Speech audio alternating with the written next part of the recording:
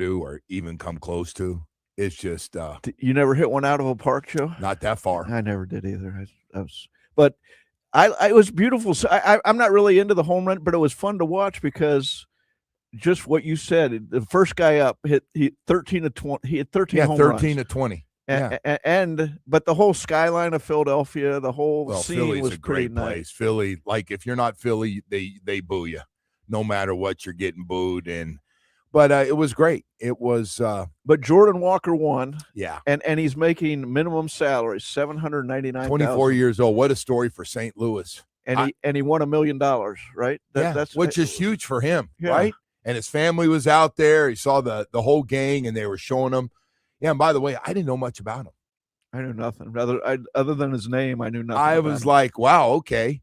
And Kyle Schwarber, of course, everybody was hoping to win. It's his home. He's a hometown guy. And by the way, he has just been defensively, you kind of hide him, but that bat is incredible, the amount of home runs this guy hits. And so Jordan Walker hit 6 in a row to beat him last night. Just a nice little story. Some people, I guess, a little salty about streaming on Netflix last night, which I have Netflix anyway. I'm a Netflix. We're all in on Netflix to the point of even buying movies off Netflix. It's like the movies you can get for free is not enough. You get more stuff. I have Netflix. To me, those were the two stars. Jordan Walker and Netflix was a conversation because more and more events. It's not going back. No, it's more and more events will be coming on Amazon Prime and Netflix. Hello, everybody. Get used to it. They're going to take more and more events. They are, and they took the home run derby. Some people, I saw the comments, and I also understand. No matter what we do, not everybody's going to be happy. I understand it. And to be honest, Woody gave me a heads up, sent me a little text. He did that fatherly, let me check with just to make sure, Joe, because he knew I was looking all over ESPN. Then I went to Fox, and I was like, where the hell is it? I know it's on. Then there it is, just popped right up on Netflix. And I went, okay, here we go. We got a lot of stuff, man, lot of stuff going on here. Well, you weren't here yesterday. I just want to start with this. I thought the Tyler Bam thing, just watching old teammates and guys are not going to get along. I know what this was about. I almost hit it right on the head as far as when one guy, you got two players that are the two best players on your team, and one's getting love and saying, you're our future, we're going to build around you. And the other guy is hearing, we're going to trade you, you're going to be part of a trade package. Obviously, you read that, players read into that, I'm not good enough because of my defensive problems. So Tyler upset about that. One guy got a second contract. One guy did not get a second contract, although don't feel sorry for Tyler Hero making a lot of friggin' money. But what was your take on the whole thing? Good for Bam. Good for Bam.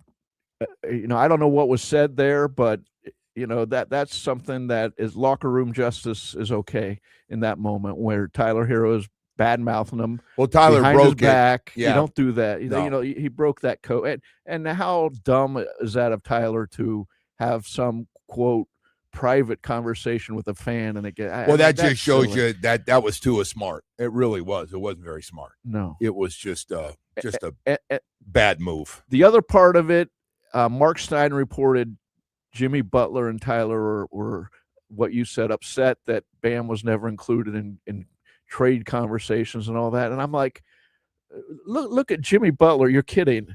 His attitude, the way he carries himself, and Tyler Hero he's a nice player. He's the fourth or fifth or sixth player on a championship team. I mean, on a contending team. Yeah, and I don't want to take shots. He's a good first round. No, he's a nice player. We just got to get that out. You got to know who you are too. Sometimes I totally agree, and you got to look at yourself in the big picture, and everything else, and not be upset. Listen, Tyler's going to have a hell of a career, and he's going to make well over $200 million before it's said and done. Nobody's feeling badly, and you get to go back home and play. And I get it. He wanted to be here. It's very obvious by his comments and all that phony stuff he said about, I love this place. And I think he does love it down here. That's why he didn't want to go. But he said, I got no hard feelings. They're trying to win a championship and the whole thing. And meanwhile, The thing that really gets me is DM with a fan that you don't know. Guy's name's Greg Johnson, actually, on X. He said he saw the comments. He goes, after he said that about Bam, I'm a Heat fan. I went out and said, here, Bam, this is what the dude told me. And Tyler couldn't run and hide. He said, you saw it. Like I did say it. Yeah, you saw it. And so anyway, I understand too. I watched Jeff Taves and Steve Toll go at it every day in practice. Soon as the guard went to block the middle linebacker in practice, we had to go 3 or 4 minutes of trying to break those two up from trying to kill each other. That's probably most teams have something like that. And both really good guys, completely different personalities. One guy was a Northern California guy. I don't know where Steve was from, but it was very funny. But I could see, and we just had guys just didn't like. We had a couple guys that just from where they grew up and where they were, they would play together, but they wanted nothing to do with each other, or it was going to be a problem. They just too many differences. And now listen, I played in the 80s, and the 80s back here in the South felt like the 60s a little bit at times. So, we had a little bit of that, but Shoes was great, and our guys were all great as far as coming together as a team. Every guy on that team, when it was game day, was same page. You knew what was expected, and you knew whose show it was. And it wasn't yours, and it wasn't the fans. It was Don Shula's. I think that's why I still think coaching matters. I think coaching is important at the top before we try to talk about, well, you're the leaders of the team. Yeah, I get it. You have to have leaders of the team for the locker room and when a guy's down and coaches are coaching game plans and they can't be around. But I do believe that coaches have to be respected, which leads me to the second part of this. I love what UD said to Draymond. Draymond tried to call him out, Draymond Green. And UD let him have it. And UD didn't just stop with that. He went about Jimmy Butler stuff, too. UD not a Jimmy Butler fan. Remember that timeout a couple years ago? Like yesterday, right in his face. Yeah, got right in Jimmy Butler's face when Jimmy Butler said something to Spo. And he talked about that. He did talk about that. And he talked about, you're not going to pull that S that you pulled in Minnesota and Chicago, disrespecting players and teammates and coaches and UD had the whole thing and said, you're not going to come here and disrespect Spo in front of the whole team and screw up what we're trying to build with your attitude. And I mean, he called Jimmy Butler out too. He said, all right, let's just get into this. And Draymond, now that you and Jimmy are teammates and you've heard all this garbage about it's always everybody else. It's never Jimmy Butler. I loved it. I loved it. Love what Udonis said. And Jimmy just caused anarchy on teams he was with, and what Haslam was saying, no, that ain't going to happen here. It's interesting to me the legs the Tyler Bam story has had. It's gone off on different tangents. Like this is one tangent. Yeah. The teammates fighting is another. Remember the Dolphins had a fight just last year, 2 years ago. Tyrell Dodson and Jordan Brooks in Chicago. That's right. And they called it brotherly love afterwards. They were arguing about how to play. I mean, it happens. So the interesting one of this, it happened in front of people during a very slow period in sports where the summer league's going on. So it's talked about. Yeah. Oh, no, listen, man, if you're competing every day, I was just thinking about this. I still remember getting fouled hard when I'm playing against older guys and they get up, and if you don't like it, do something about it. And you're like, okay, do I want to take a shot at this guy or not? I mean, it's going to happen. The NBA is a physical game too. We know hockey guys, they fight. I mean, they just fight. That's part of their game is to fight and take 2 minutes, maybe 5. But yeah, and so football's no different. You're going to have guys, man, that, there's going to be tension, losing, guys get called out.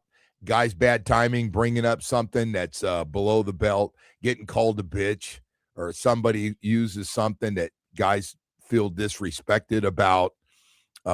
Listen, man, stuff's going to happen. There's no question about that. So LeBron James, and we're trying to figure out, it's getting a little old now. It's still going on? It didn't happen. It didn't end? Well, it's still, as long as we're in it, I'm going to talk about it. And I know some of you are tired of it, and Woody brought up he's a distraction, which is ridiculous. There's a lot of teams that put up, if you think he's a distraction, want him to be a distraction on their team because he's going to be one of your best players. No matter what team he plays on, whatever team he goes to, Cavs, Heat, Golden State 76ers, he's going to be, on given nights, he can be your best player. Other nights, he can be your second best player. And then Father Time will get him on certain nights where he just looks old. Look, he's proven he can fit on any type of team. Right. You know, he's smart. He has versatile talents, and even as he gets older, he works. So, but to your point, we had the decisions 16 years ago. Now we're having the indecision. You know, it's just taken. I wrote that on Substack. I wrote that on my column. This last decision. This has to be I heard you say the last decision. This is. It's time, and it's time to just say where you're going. Hey, so how's that thing going you're doing? I still can't remember the thing you started a couple weeks ago. Yeah, it's you know, it's a place to write, and I want to keep writing, and so my columns are out there, and people are signing up, so it's a lot of fun. Good, man, pump it up. It's just it's an app, Substack or a site, Substack.com. You can Google my name and come up with my columns, and so they're free. They're free right now. Yeah, so. And it's like you're doing free columns down here on all South Florida stuff, which is mostly great. All South Florida. Yeah. Or yesterday I wrote about the Marlins and the trade deadline, and that money isn't going to be for once. I used your name. Money isn't going to that you invade or no. I said you had talked to the owner, had a long meeting with the owner, and he explained, first of all, tell Joe Rose I'm no longer worth $600 million. That's been years ago. I'm worth billions of friggin' dollars. I can buy whatever I want. Well, the Marlins people were, you know, it's a weird conversation that they're saying, no, he's worth a lot more than people think. Usually that doesn't come up, but because it's part of the Marlins conversation. That's the only thing that ever bothered him that I said that I got a response from. It wasn't about good play, bad play. You don't know what you're doing. It was. Well, they want that we aren't spending on a roster, not because we don't have money, because strategically it's not the time to spend. And all I know is the results are backing up what they're doing this season. You know, you can't argue with what Peter Bendix and the way they're going. So, but anyways, I wrote about that on Substack and wrote about the Bam and Tyler fight. We love drama. To do that. Come on, drama. That's everybody can understand a fight, right?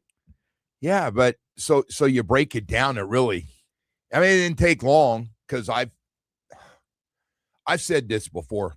Clayton and Duper had to work off the same contracts, and listen, they have a great relationship, but it had at times you have to leverage yourself against the other guy, and I watched that, and I've said this openly before, and if I've said it before, Dave, I apologize if you've had to hear it a couple of times.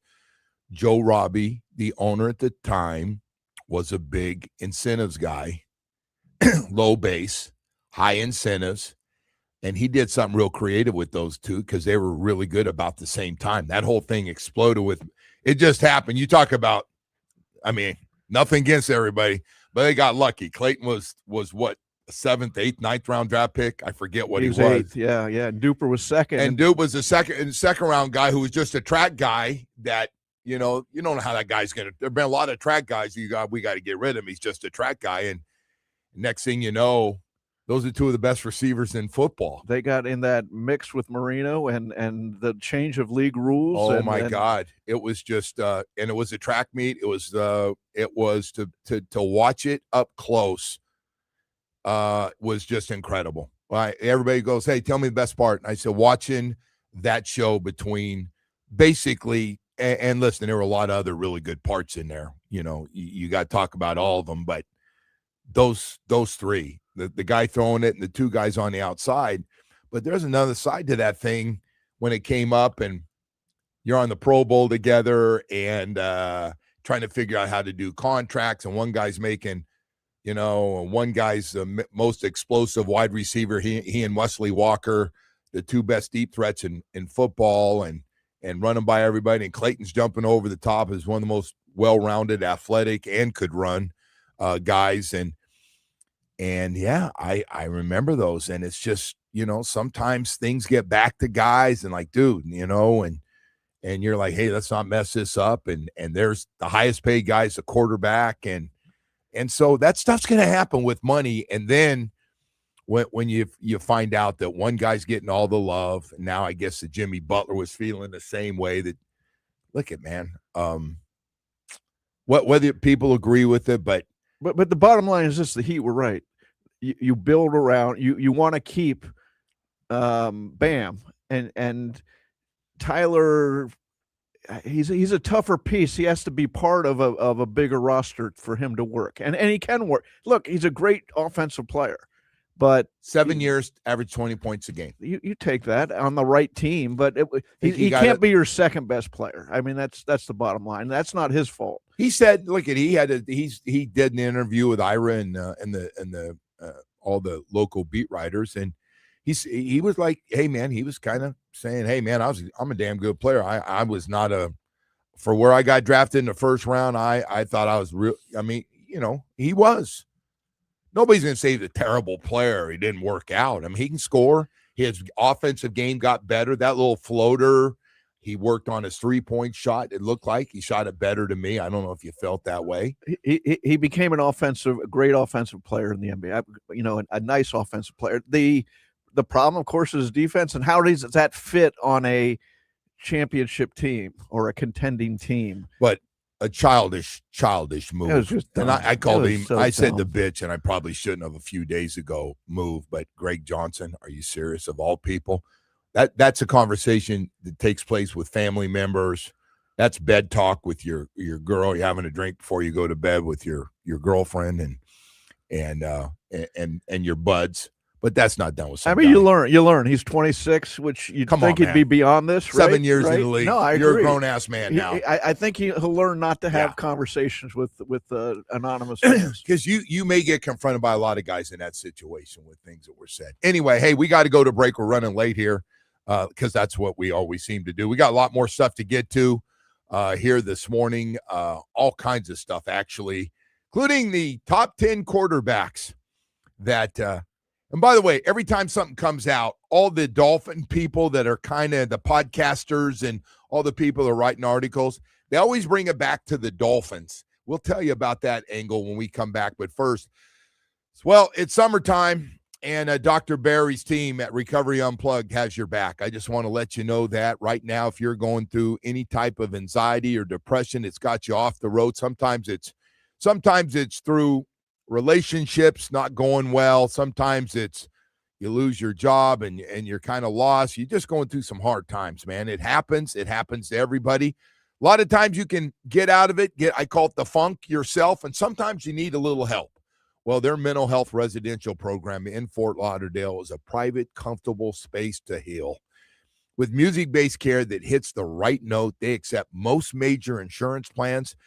If you're going through it or you know somebody that's going through it, please bring it up to them. Call 954-737-4508 and visit recoveryunplugged.com. You can get more information on Dr. Barry, the staff, what they're all about, the healing process, and things they're doing in this beautiful private facility they have to help you this summer. Get back on your feet. Get back on the road. Start feeling good again.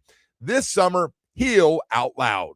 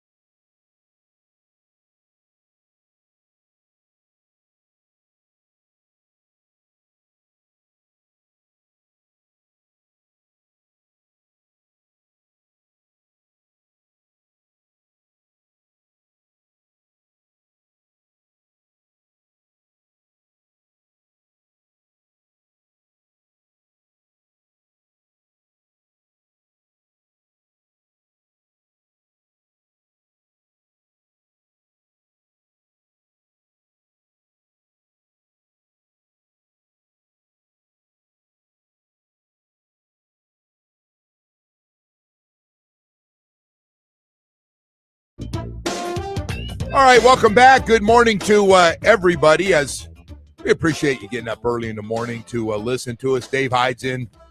Woody's going to be off a lot. He's got going to ACC meetings, so he'll be up there with the University of Miami tomorrow.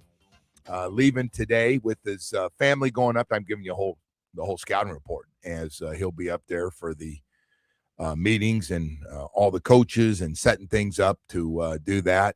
All day Dan Day is going to be with us, and Jamie's in the house as well. So we've got the whole group here still this morning. LeBron James, Cavs, Heat, Golden State, 76ers. I don't know. Some say maybe Minnesota. I don't see LeBron going to Minnesota, but that's just me. And we're trying to figure out, and they keep saying what he wants to compete and be happy. He wants to have a chance to win and be happy. I guess a chance to win a championship and be in a role with guys he wants to be with and a coach he respects. Listen, LeBron knows, I'm guessing 2 months ago, what everybody can do and not do and what the organizations are like. And I do agree with everybody, whoever's saying, LeBron doesn't make a move on the basketball court without having a pretty good idea, right? He's a smart player. He's smart about everything. He knows every guy's weakness and strength in the league. And the question of what type, I don't think he'll go to Philadelphia. That makes no sense for his. You don't? I think it's the Heat or Cleveland. And well, that's a stacked team that he could be the missing piece in the 76ers. Does he want to chase a ring? Just to chase a ring? It has nothing. Yeah, but he has no narrative to his career. But he is kind of chasing, whether he goes to Cavs or Heat, he's coming down here with, we get the right pieces. But the Heat, especially Cleveland, if he goes home and brings it full circle, okay, you can understand that. If he comes to the Heat, he was part of the franchise. He's part of he can sell that. If he goes to Philadelphia, it's like, huh? What's that have to do? Anything to do with you? Does he? And happiness, golf. I don't get golf. Let's talk golf, Joe. Let's sell golf to bring him to the Heat. We got great golf. Whoever brought that one up here, and he wants a place that's got really good golf courses. I know one thing. We got some. Well, everybody's got great golf courses. I could say, but not in January. Everybody doesn't. No, that's true. Courses. Now, the other thing is, he would fit perfectly on the Heat in that. Who's going to handle the ball in the last minute of the fourth quarter, in the last 8 minutes, but especially the last play? Who do they have? They don't have anybody. No, and so he would. Does he want that role? He goes to Philadelphia. They have 3 ball handlers. Very good ball handlers on, and so it'd be a different type of. He would make it work because he's LeBron. We've seen him go to different teams. We know he wants to start. By the way, nobody has to tell me that LeBron does. Of course, he wants to start. Like, he's not ready to sit at the end of the bench but he will. So wherever he goes, he's going to start. He's a starter. He should be a starter. He's going to be one of the best players on anybody's team. So the other part of this is very interesting. Is kind of quietly, as everybody's waiting to see what LeBron's going to do. And then there's 3 names out there I'm going to run by you today. 3 names. And I'd love to know what you think. All day, Dan Day, I want to know which guys, if whether LeBron comes or not. And I know there's a little catch with one of the players. DeMar DeRozan, 18 points a game last year. We've tried in the past to get him a few times and come up short. He was in Sacramento last year. Russell Westbrook was in Sacramento. People go, oh, Russell Westbrook. Forgot he's even playing. Well, that's what happens when you go to Sacramento. Averaged 15 points a game. And Klay Thompson has mentioned he would like to get traded, get out, get a little buyout, work something out on a little buyout agreement with Dallas. And he would love to come down here and knows with the bigs that he could get some good looks at the basket. All those guys are 36 or 37 years old. 2 of them are 36. I believe DeMar DeRozan's 37 and still have a little bit something left. Now, Russell Westbrook has said that LeBron has backstabbed him getting out of the Lakers. The Laker thing didn't work, and he's told everybody apparently if LeBron's here, he doesn't want to be here. But if not, he'd love to play with Miami Heat. So give me the one guy of those 3, just considering what they have right now, that you'd like on the team. Well, is LeBron coming or not coming? Because that matters on who I would want. If LeBron is not coming, I'd want DeMar DeRozan because they need someone who can create a shot at the end of games, and he'd be able to. He do can, that. but not a 3-point shooter. No, that I get By it. the way, but there's only need, one. Russell need, Westbrook, not much of a 3-point shooter either. Yeah. So look at this team. Remember at the end of last season, last possession, they needed to score against Charlotte to win the play, and they gave it to Davion Mitchell to go the length of the court. You know, they need to up. I love Davion Mitchell, but that's just not that's not his role. That's not who he should be. So if LeBron isn't coming, DeMar DeRozan, if LeBron is coming, then Klay Thompson would be fine. He's sort of a Shane Battier type at this point, a defender and a 3-point shooter. Doesn't shoot it like he used to when he was a splash brother. But, he can still – I saw him streaky. He had some nights where he's really good with and they had some nights where he disappeared. Well, he shot 38% on threes last year in Dallas. You would take that, 69 games. So not – he's been one of the best 3-point shooters in the NBA for a long time. Yeah. Even when he played next to Steph, he had some unbelievable and years. He can defend. I mean, and he will defend. And so that fits two little niche roles if LeBron comes, because then LeBron will have the ball at the end of games. So the other thing, and I'm bouncing around here today, is, and we appreciate you being with us. So these articles come out and stuff, and it's been a lot of negative stuff about the Dolphins and where they are. And now I see an article, I think Yahoo went, Malik Willis is it's not going to work out here. And the take was one that's been, it's not completely wrong. And that is, he's got to have guys to throw to, or he's got no chance. He can't just run for his life, and you got to get some guys to get separation. You got to get some guys you can trust. You can't just throw swing passes to Achane, and he needs it. And you're right. And part of the article was, we don't have a 1 or a 2 on this team, a proven guy that can be a number 1 or number 2. And by the way, the stuff was well done. Talked about our 3 rookie receivers, and our best receiver is going to be out. The guy that has a chance to be a true number 1. We may not see him till the second half of the season, may not see him at all. I hope he plays in the second half of the season, coming off an ACL. So you have that. And the second article was, that I was reading yesterday, and I'm just going through it, was you saw the top 10 ESPN list out? Yeah, I did. Of quarterbacks. Yeah. You and I agree on the top 2 guys. We same. It is funny, Dave. I know you're going, I don't know, Joe. Gosh. And I go, yeah, Josh Allen and Mahomes, or Mahomes and Josh Allen. They're the 2 best quarterbacks, period. And there's some guys making 50, 60 million that are in the club. Some of them haven't been good enough. Some of them have been a little up and down. Some have been injured too much. Some of them have won playoff games. Matter of fact, with Mahomes and the success he's had, there haven't been a lot of guys have a lot of Super Bowls in recent years with some of these guys. But the Dolphins are going to face, in that top 10, 9 of their games will be against top 10 quarterbacks on the ESPN list, for whatever it's worth. Not everybody agrees. I saw a couple guys going, well, there's a guy that would have been 11th or 12th, probably should be in there, saying Jordan Love should maybe be in there, and Baker Mayfield. Baker probably could have gotten there. Jalen Hurts didn't get in the top 10 either. He can't. But I agree. The 2-tier is Mahomes and Josh Allen. Josh Allen.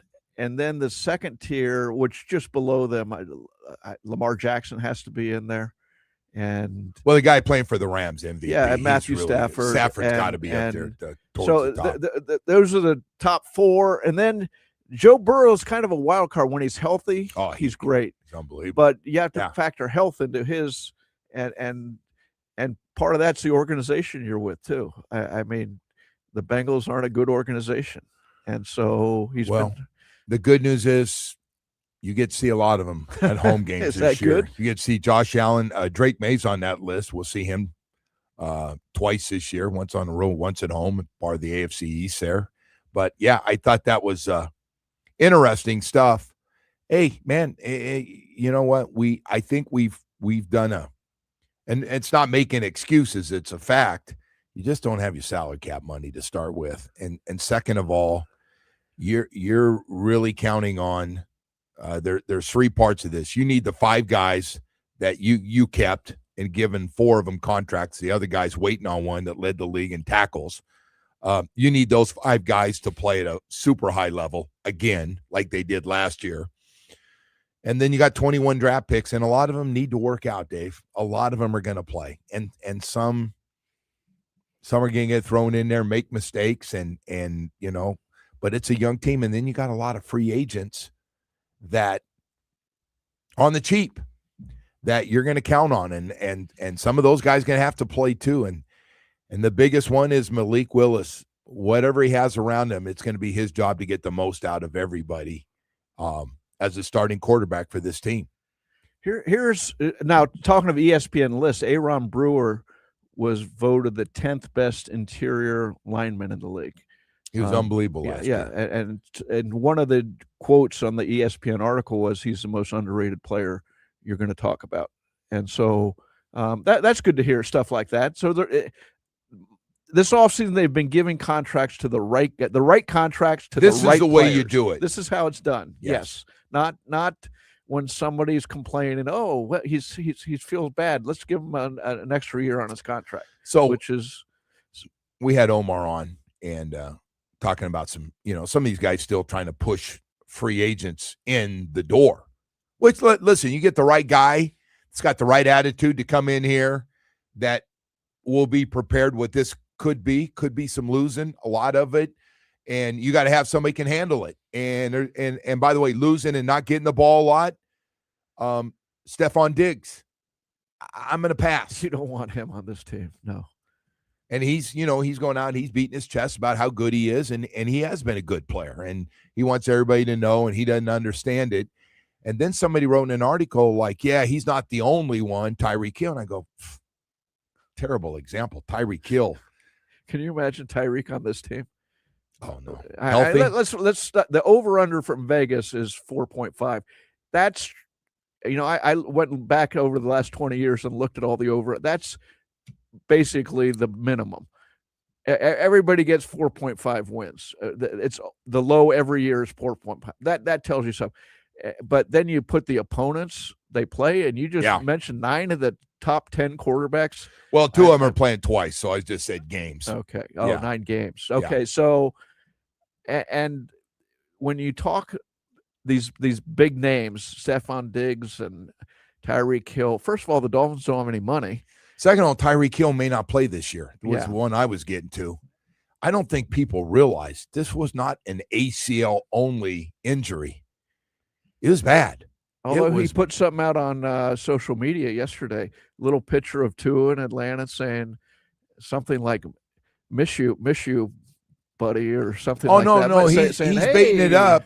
He's baiting it up. Listen, I hope he comes back. I hope he can play again. Yeah, I do. I think everybody does. I think there's not that guy. He gave us a little bit of everything, actually. Maybe one of the most competitive and dominant guys we've ever seen on a football field. You agree?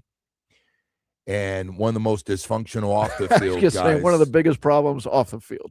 You just didn't know. You're holding your breath every day. The security team down there was like, Larry, what, Drew? Well, what do you got next? I think you're up this week to see, keep an eye on him. Are you calling him or am I calling him?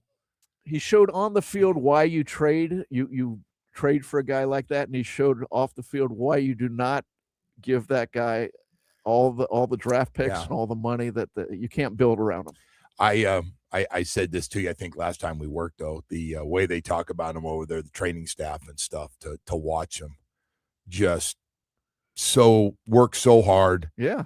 Dominant, physically just a freak. One of the great athletic durability until this injury, by the way, which I think shocked everybody. Talk about one guy was going to get hurt like this. You never, the way it happened with him, because he's doing flips and just. I remember his first practices as a Dolphin. Most dominant practices we've ever seen down here. Absolutely. And I remember walking down with Chris Spielman, who's former general manager of Dolphins and Vikings, was watching practice, and I walked down the steps after practice with him, and I go, "What'd you think?" And he goes, "Tyreek Hill, just amazing." Philly came to town. That was the talk. Yeah, Philly came to town. He takes her number one corner, bump and run, one-on-one drill, and says, "I'm going to run by you," and he did. Sad. He telling everybody I'm gonna run by him. First one, give me the ball. Anyway, Anyway, would you do that trade again if you're the Dolphins? Would you do that trade again? Let's rewind the clock. like I got to say yes because I enjoyed the hell out of having him. It was just, it was Clayton and Duper, man. It was just big play after big play. You can't build a team like that, though. You can't build a great team by trading away No. draft picks and spending No, you look huge back money. at it. No, I agree. Hey, the Jalen Ramsey thing. If you want to look at that, There you go. Similar the idea. reason the Rams rammed them out. All right. Hey, well, we got to talk about it. Chill Zone Air Conditioning. Melissa, thank you so much. I was just telling Dave, I said, Dave, man, you ever have an air conditioning problem, do me a favor, call Chill Zone Air Conditioning. First of all, when you make the call, Dave, President Melissa Dave Arona, the president, owner, she and her family, she's going to answer the phone, and she sends a crews out every day. I thought that was just the coolest thing. Most of these presidents, you can't get a hold of. Like, people are calling, hey, I'm not real happy. I want to talk to your president. I need to talk who is ever in charge. Oh, no, you can't get him. Oh, no, he's not taking your call. Well, listen, she's all about on time, great service, all the things that really get people upset when it comes to air conditioning companies. It just has you frustrated. You think you're getting one price and find out it's another price, and then they want to do some kind of contract with you for the year, and you're going, are you kidding me? This is crazy. And they come out, they don't know what they're doing, never on time. All those frustrating things that happen, you will not have that happen at Chill Zone Air Conditioning.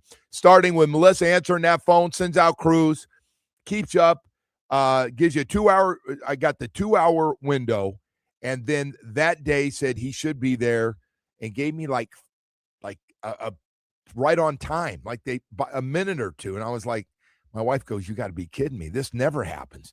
Listen, and they do great work. Michael came out on the truck. He was fantastic. It was just a great experience. I wanted to share with everybody. If you're frustrated and you feel like you've been burned or just upset, you're getting ripped off, 786-378-2778. Tell them you heard it right here on 104.3 WQAM.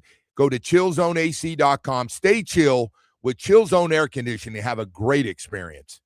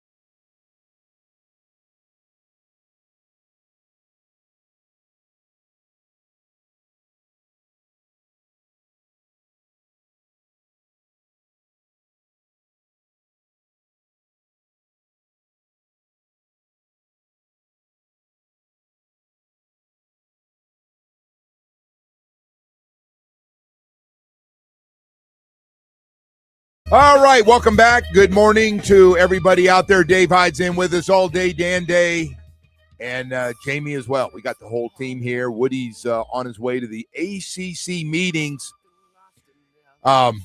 Yesterday they were breaking stuff down on ESPN, getting set for these meetings, and of course ESPN ACC channel will have all their people up there. I didn't realize this. I guess Dabo Swinney finally caved. I don't know if you saw this. He picked up 17 transfer portal players. He's been fighting it the whole time. Survive. It came down to, do I survive or do I stick with my old-fashioned ways? In previous years total, I think they said he had 16 transfer portal players total. 17 this year, 16 up to this point. Yeah. Oh, crazy. Is that crazy? So anyway, Kane's at Clemson this year. You know what? And to me, that's just looking at the schedule again I don't know why I've looked at like 17 times, besides the Notre Dame game, of course.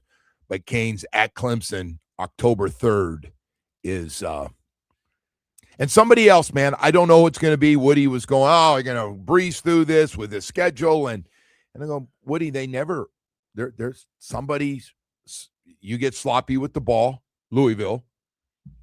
SMU, you get sloppy, penalties or turnovers. Both of them. One destroyed them in one game, got them the other one before they just turned it up about 20 gears and went on to the national championship game. But yeah, so we'll have all that for you tomorrow. Clemson is the first test for them. I mean, as they look at the schedule, Stanford, Florida A&M, Wake Forest, Central Michigan, and then Clemson. So it's kind of a nice schedule for a new quarterback, which they have every year now, but to sort of get the offense settled under them. This Darian Minson, we're going to talk to him tomorrow, by the way, at 8 o'clock. I think we're going to have him on about that time tomorrow morning. We'll talk to him live up there. And Mark Fletcher's going to be up there. And Mohamed Torre, who's also really, really good player, linebacker. And then Mario Cristobal, of course. They're going to be the show up there. They are. I know Belichick's up there, and they got some new coaches, but it's I don't think anybody's going to argue. But Darian Minson, he won the ACC championship last year at Duke. It's the weirdest deal. They won the ACC, but they lost too many games outside of the ACC to even basically, I don't know if they ended up in the top 20 or not, but they didn't get it, and they won it. They won the ACC. Manny Diaz, for Duke football to do that, that's pretty nice. Now, of course, the whole argument with Miami can't get in that argument again. I think Manny's a good coach. Oh, I think he is too. I like Manny. I'm not one to say anybody back. I go look at Manny. I like Manny. I love his backstory of he was working at ESPN and decide, as a producer on a football show and decided he wanted to be a coach. And he went and lived in a dorm at Florida State and with his wife and became so. But Miami can't put themselves in that position again where they can't get in the ACC championship game, and they sort of have to rely on people to understand we're a lot better team than we showed. Well, listen, it's just from the recruiting, money, finances for NIL, coach, the players are getting now. I mean, it's up and running, right? I mean, they are. You're right. They're going to be the talk of the ACC, and they go out now and they go. And listen, Texas A&M's had a fantastic recruiting year. They're loading up. I mean, that thing, if they can keep them together. Now we saw Jimbo Fisher do this one year too, but they've really loaded it up and going at it. But Miami's getting their share of guys coming out of this from coast to coast too. They've gotten a couple of big players out in California for next year, and then this other thing is having a quarterback that Darian Minson was really good last year. What do you like? Do you like Miami's quarterback plans through the years? Cam Ward, Carson Beck, and now Minson. Every year they're going out and getting a veteran quarterback. I think it's smart. It's rather than develop. Now the question is, the price tag's going up every year. Yeah. $1.5 million for Cam Ward, $4.5 for Carson Beck. Now reportedly over $6 million for Minson. And there's a handful of guys making. Can you keep over doing that? Can you 7 this year? So I'm a little different on that. I would love to see. Now we got a 5-star guy coming in here. They got one of the top 3 quarterbacks next year coming in as a 5-star player. You're paying that guy some money. You go out and get him. Now you're getting a big, and they got some really good quarterbacks I like on this team right now that are 4-star guys. But Dave, you got to develop some guy. It would be nice to keep a guy for a couple years. I think it's good for business, although it's expensive too, because if the guy plays really well, he's going to want more money and more money. So these contracts, the player's in good situation. It might have been real crummy years ago, but now you're basically a 1-year free agent, and you go in every year and go, I know I signed that, but I totally outplayed that. My name's Malachi Tony, and that ain't going to work. Yeah, Malachi ain't playing for that 3-star American Heritage thing anymore. He goes, I'm the best freshman in the country. He shouldn't. Yeah, I mean, he is the best freshman in the country. He's Jeremiah Smith. He's the second best non-quarterback in the country right now. Jeremiah Smith's number 1, and he's number 2, right? And maybe he leaps Jeremiah Smith this year. I don't know, but I don't know. Yeah, by the way, don't get our Dolphin fans going. There's a lot of them going, hey, bro, I hope Malik works out too, because I want Jeremiah Smith. Hey, if you're looking for a truck before we get to 7 o'clock hour here, I want to tell you about your South Florida Chevy dealers. We got some great looking trucks, man. Whether it's the Chevy Colorado, which has got everything. I call it a South Florida truck. It is. Whether it's the ZR2 to the custom, boy, I'll tell you what, you just got some really great stuff there. And then going to the Chevy Silverado. I know everybody talks about our trucks, and they should. We got big, strong, durable trucks. And I tell everybody this, it's looking for a truck. I say, look, it's almost like they've custom-made a truck perfect for your lifestyle. That's how I say it best. Chevy Silverado's got the custom Trail Boss, and they got the Silverado EV, but they got 10 models and 4 powerful engine choices that really deliver anything you need from strength, dependability, efficiency, durability. Man, it sounds like a player that never gets hurt out there. I mean, a big, strong guy that just never gets hurt, plays at a high level.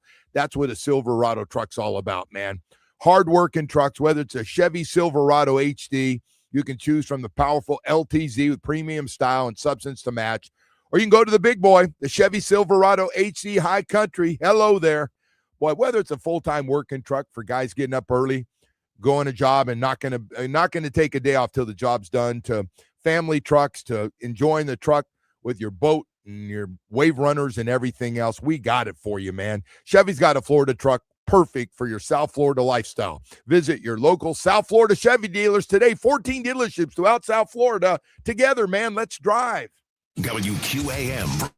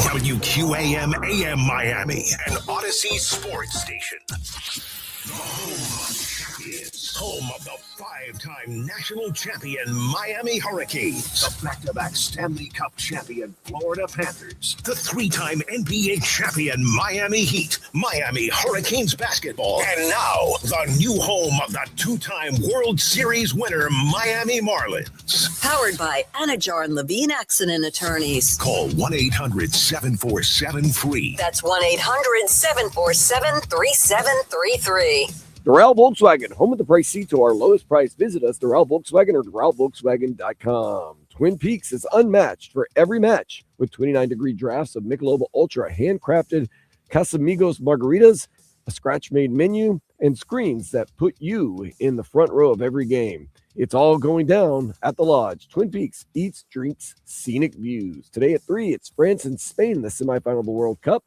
Cardinals, Jordan Walker outdueled the Phillies, Kyle Schwarber, to win the home run derby in Philadelphia. MLB All-Star game is tonight at 8. And the Heat, they lost to the Cavs 90-73 in Summer League. They're back in action against Toronto Thursday at 9. This weather report is brought to you by Tornado Roofing and Contracting, helping homeowners stay safe this storm season. Visit tornadoroofing.com for a free roof and window estimate. Temperatures around 90 degrees today and a slight chance of rain. I am Dan Day. Now back to the Joe Rose Show here on 104.3 FM WQAM. All right, welcome back. Good morning to everybody. Dave Hyde in with us today all day. Dan Day doing the updates for us, and Jamie also in here sending out all our social media stuff and everything else. World Cup semifinal today, France and Spain. The 4 favorites before this thing started, the final 4. Big heavyweights. Who How you about that? got? What who you got, Joe? You've been a French guy the whole way. Yeah, right? yeah. I got to stick with You're going with Chalk. my guy, Mbappe. My guy now. My guy. I went there for a week on vacation. Now I'm like Mr. Paris. I got to tell you, impressive. Messi's though. not your guy? Local No. Local. Listen, man, that would be fantastic. Yeah. Hey, what he's doing at 39. Hey, man, old guys got to stick together. That is a great story. I'm even become a Djokovic fan. I know I've been blasted a little bit for that, but man, 39 years old, goes to semifinal. Seems like every tournament, right? He's there. He's in the hunt, and what Messi's doing, and it's going to be great for business when they get back to the MLS schedule here. It's going to be great. And Dave, I've enjoyed the World Cup, and I've taken a little heat for it. Like, come on, dude, you want to get this? Well, whether you like it or not, I think it's great we have in this country. The fan bases have been fantastic, and the stars have played like stars for the most part. And here we are after all the teams that get in. And all the teams that had a chance, and this team might get upset. Here we are with, I believe, the top 4 ranked teams coming into this tournament. And now here we go. France and Spain should be a great game. Spain, hey, I just look at this. I don't know most of these guys, so I'm not a complete fraud, Dave. And I know you know more than I do about this. But I know the clubs they play for when they're not playing for their country, and they're playing on some big teams and making some big money. Yeah, this is the heavyweight show, and I don't know what the World Cup means to the United States as far as, you know, the culture and all that. We become an event country during the World Cup. Everybody likes it. It's a lot of fun. But to these countries, this is what they have. This is their sport. Is number one. England won last in 1966, and they're just chomping at the bit to be on top again. But then Argentina and France were in the finals last World Cup, and Spain's always right around. A lot of people like to see that. I mean, it's not so crazy now that it could happen. And then how are your stars going to play in these games? I'm looking forward to it, and I got to tell you, I don't know how they come up with this, but these 3 p.m. starts are beautiful. I love it. People are complaining about, it's not prime time. I'll be at work. I love, if it's my schedule. Of course, I don't have a schedule anymore, but it fits. During the day. 3 o'clock's perfect. But it has been. I've watched more than ever, and it's been great. We've had 6 or 7 games after this next one. This Saturday, actually, we get the consolation game. It's like, remember the NFL used to have the runner-up bowl. From 60 to 69, they played there was a Super Bowl or the championship game, but they'd have the third and fourth. I didn't know that. You didn't know that? No. This is it actually. So I did not know 60 to 69, they played at the Orange Bowl. They called it the Consolation Bowl. Vince Lombardi called it the S. Bowl, a game for losers. Right. But it's interesting locally because Don Shula coached Baltimore twice in it and won both games, and the league did not count it on his win total. And he's to the end. He was upset about it. He for years he would call the league. That's great stuff, Why man. is that not on? That game mattered. We prepared for it. That. Yeah, and I was old enough to know. I had no idea, none, and so yeah. But we're gonna get two good teams down here. But I don't know. That's the question. I don't know. Does that game matter to them? I have no idea. You're still getting the two best teams. Yeah. That you're going to get in any tournament. Now, how are they going to play? Yeah, who plays, how much? Be? Yeah, I don't know. I don't know how in the soccer world. That's one thing I don't know. I would imagine it really doesn't matter to them. It's not going to obviously come close to playing for the World Cup and what might happen in that game. But yeah, man, today, France and Spain. And by the way, one thing that has just to me has not been outdated. With all these all-star games and the festivities around it have struggled. The NBA has struggled. The NFL has just given up. Everything's flag football and tug of war and grab a rope. And I mean, we're doing all kinds of crazy stuff. But home run derby is still, to me, seems solid. I'm just speaking for me now. You're giving me a funny look. Well, you're burned out on home run derby. No, you know what? I didn't think I'd be interested, but then it came on and TV was on to it, and I watched, and I said, oh, this is interesting. I got caught up in it. But going into it, I didn't think I'd be interested. But yeah, it was actually pretty good the way they did it. Some of the guys are having good years, obviously, to get invited. I didn't know a lot about, including the guy who won it, Jordan Walker, young guy. I think he plays right field for St. Louis, if I'm not mistaken. Yeah, he's 24. 24, and he hits 6 home runs to Pascal Schwarber, who's a home run. I mean, this dude's hitting home runs like he's been unbelievable for Philly, who just re-signed him to a big contract, but he has been great. And at Philly last night, so Jordan Walker, obviously they wanted to see their guy win it, and he has this great finish and beats him 12-11 in the final round to do it. Look at it. Did it lack? Would have been better with Ohtani out there and Judge. Now, not that they would have been in it anyway. Maybe they take it off. Remember in years past, guys were swinging so much they go, I'm just wiped out. Screwed up my swing. Second half of the year. I didn't have same power. I never got it back. But it was it's a good event. I like it. I'm not going to sit here and break down the camera angles, and they kept it on their face too long, and I couldn't pick where the ball was going and how far it was going and those type of things. But it is Netflix was under some scrutiny, and frankly, I'll go wherever the game is. You know, it's on Netflix or Amazon Prime or Peacock. They're all going towards streaming, and you better get used to it. Dave, it's good night. There's nothing else, right? Tonight, the All-Star game, but before that you have World Cup game. But last night they had it by themselves. That was their night. I used to hate this week as a kid, the All-Star week, because it meant no games. No baseball games. Yeah, and now they've even stretched it to a whole week without games. They get a week off. So, well, it's a good event, man. I was just thinking about the dunk contest and the 3-point shot, which I still enjoy watching the 3-point shot. Hockey's figured it out, though. What they went to. Can you keep doing that though with the injuries? Well, you can't. But I guess they're going to have 3-on-3 by countries next year. 3. So I'll have to see how that works out. Now, NBA figured it out because Wemby decided it mattered to him. Played harder in the game, and all of a sudden everybody had to play harder or be embarrassed. But baseball plays hard. Well, yeah, baseball is the perfect. Baseball's going to play hard no matter what. They're not going to Pete Rose and run Ray Fosse over at the plate, but they're going to play hard. Yeah. He was something else, man. Man, God bless you, Pete Rose, Uncle Pete. I grew up with the Big Red Machine. People ask me what's your favorite team, and I said the Big Red Machine. They go, "Oh, you're a Cincinnati Reds fan." No. I was a big Red Machine fan when they and Pete Rose Yeah. was so I'd go to those games and followed all the personalities and Al Michaels was the play-by-play guy for a couple years for the Big Red Machine. So it was a perfect, you talk about a great team to follow. Yeah. And so, but Pete Rose running over Ray Foster. You're right. The All-Star game isn't like and that. wife anymore. screaming at him.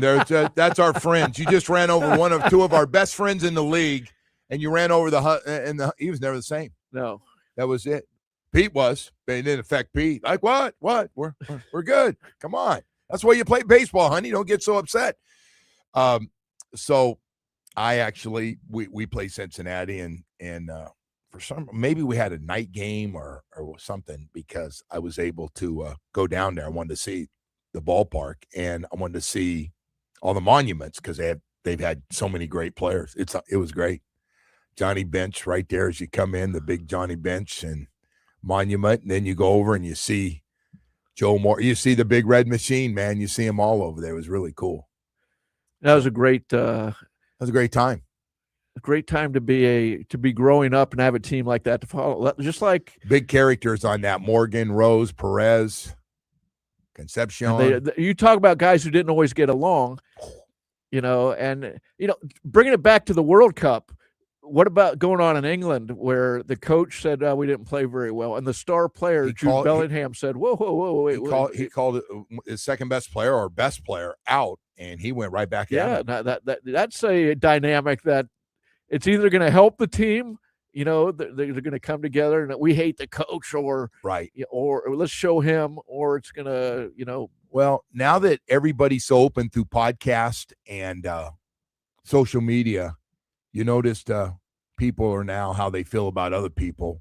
Where it used to be, hey man, we're going to play him this year. Don't say anything. Don't give him any billboard material. And they're like, now nobody cares. You just guys let it rip. Hell, like we're talking about Tyler this morning. DM some dude some DM guy. He decides he's going to tell him what's going on and what he thought of Bam. That's going to rank up there as one of the all-time dumb things to do. Yeah. Because I'm guessing they're going to be fine. At the end of the day, they're going to do, we're together 7 years. This is crazy. Tyler Hero ain't going to be hurting for money ever in his life. And Bam, of course, is going to make another batch of money that the superstars get. And but it's just. But in the dumb. short term, when the Heat play Milwaukee, it won't just be Giannis playing his old team. It will be Tyler playing Bam for the first time too. I mean, that'll be one of the storylines. Yeah, no question. Nope, that changes. Hey, Dave, let's get caught up here. We've got more stuff to get to here this morning as we continue on. Dave Hyde's with us all day, Dan Day, and Jamie, the love machine back there, is also with us today. Just so proud of him. I think he got a new girlfriend. I mean, he downplayed. The World Cup brings together people of I've always said that. You know what? It does. Nothing like a Go England. Boy, you're scoring big points there. Hey, you'll score big points too when you go to Baptist Health South Florida to get healthy. Again, one of the top sports medicine programs in the country, right here in our backyard. Boy, people ask me all the time. I go, where do the pros go? And I go, Inter Miami. The Heat, the Panthers, Miami Dolphins, FIU, FAU, a lot of our sporting events, a lot of high school, college, and professional athletes, not only here in town, but from around the country, come to Baptist Health South Florida because of the specialists. They put together a team of specialists, and I mean for every part of the body. We got great knee doctors, shoulder, foot and ankle, hand, back, hip and knee replacement, Achilles. They've seen it all. Hey, man, you can't be a top sports medicine program unless you have doctors for every kind of injury possible. And, boy, they have put it together with years of experience and ready to make sure you have a great experience and get you healthy, man. Whether you play team sports or individual sports, hey, man, I know firsthand I'm still very competitive and probably try to play too hard, and that's why I get injured all the time. But it sure is nice to have Baptist Health South Florida with great facilities like Doctors Hospital in Coral Gables, Hard Rock Stadium next to the training facility, and 595 in Pine Island in Plantation. Visit baptisthealth.net/ortho. One goal every day. One, getting you healthy. Back out playing the sports you love the most. WQAM broadcast.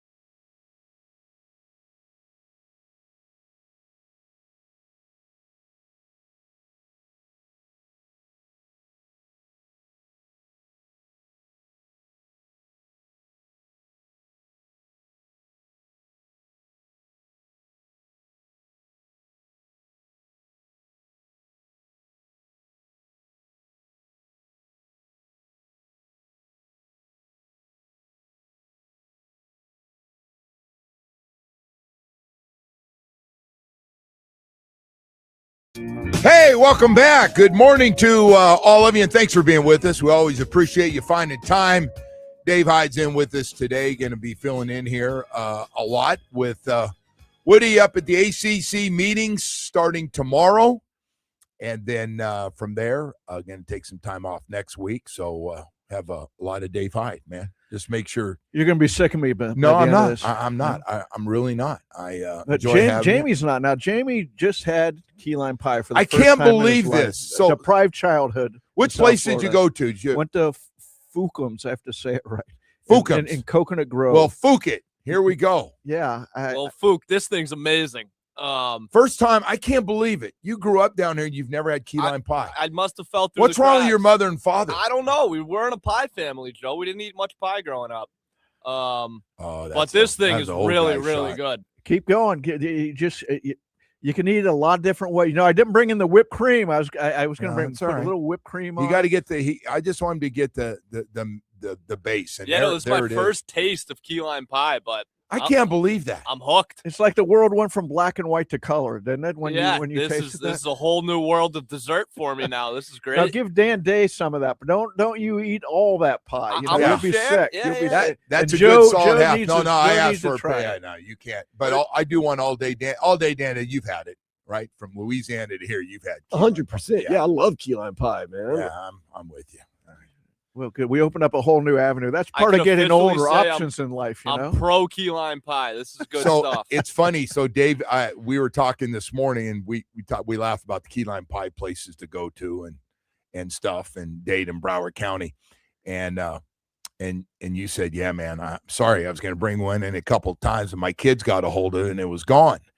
And I said, boy, it doesn't happen in my house. You're not. I either eat the whole thing or it just gets old and we have to throw it away. And that very seldom happens. I've just never heard of people not liking key lime pie. It's like she literally buys pies and I eat them. That's it. And I try to not eat, but one piece maybe. I was going to say I try just one piece, then I have two. Now but you're playing tennis every day, so you're in good shape. Yeah, but still, I mean, probably not the best, but man, I do. I like key lime pie, and so you got.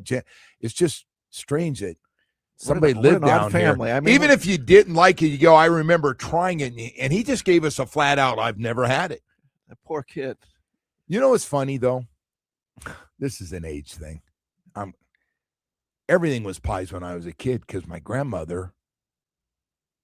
She made them and brought them over like once or twice a week. It seemed like she'd bring. Everything. What kind do you have? Well, whatever kind of fruit. Like we have peach trees around. Love we peach had pie. Peach pie, cobbler? apple. We had apples. Apple. They're apple farms. And Did you ever have rhubarb pie? No, that was delicious. And then I'm showing my age too now. I guess. Yeah, lemon meringue pie. Did you like the lemon pie? I never liked lemon meringue. I wasn't a fan. That was good too. Yeah. Lovely meringue pie. There weren't too many pies old grandma made that old Smoking Joe here didn't get after here at the. Like to eat them up. Yeah, that was good stuff. But yeah, it's weird. Weird to hear. Maybe you should take some of your key lime to your parents and say, "Hey, I why didn't you guys give me this? Why don't you taste it?" You know. I got a better idea. How about I just give it to the British girl? I've heard try it out.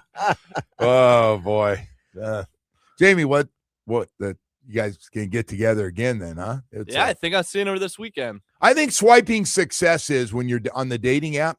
If you get a repeat, like you go out and then they go, "Hey, I'd like to go out again with you." That's one version of success. Yeah. This was a swipe right setup. It was, yeah. It was. Dave, sounded a little awkward then. This is one of those dating apps we're calling swipe writers, man. Swipe writers. Yeah, I met her on the dating app, and then so funny, small world. Like Kenny Walker from the 102.7 The Beach. His wife is her boss. Oh no! Oh no! So, the world. Joe, you might know her.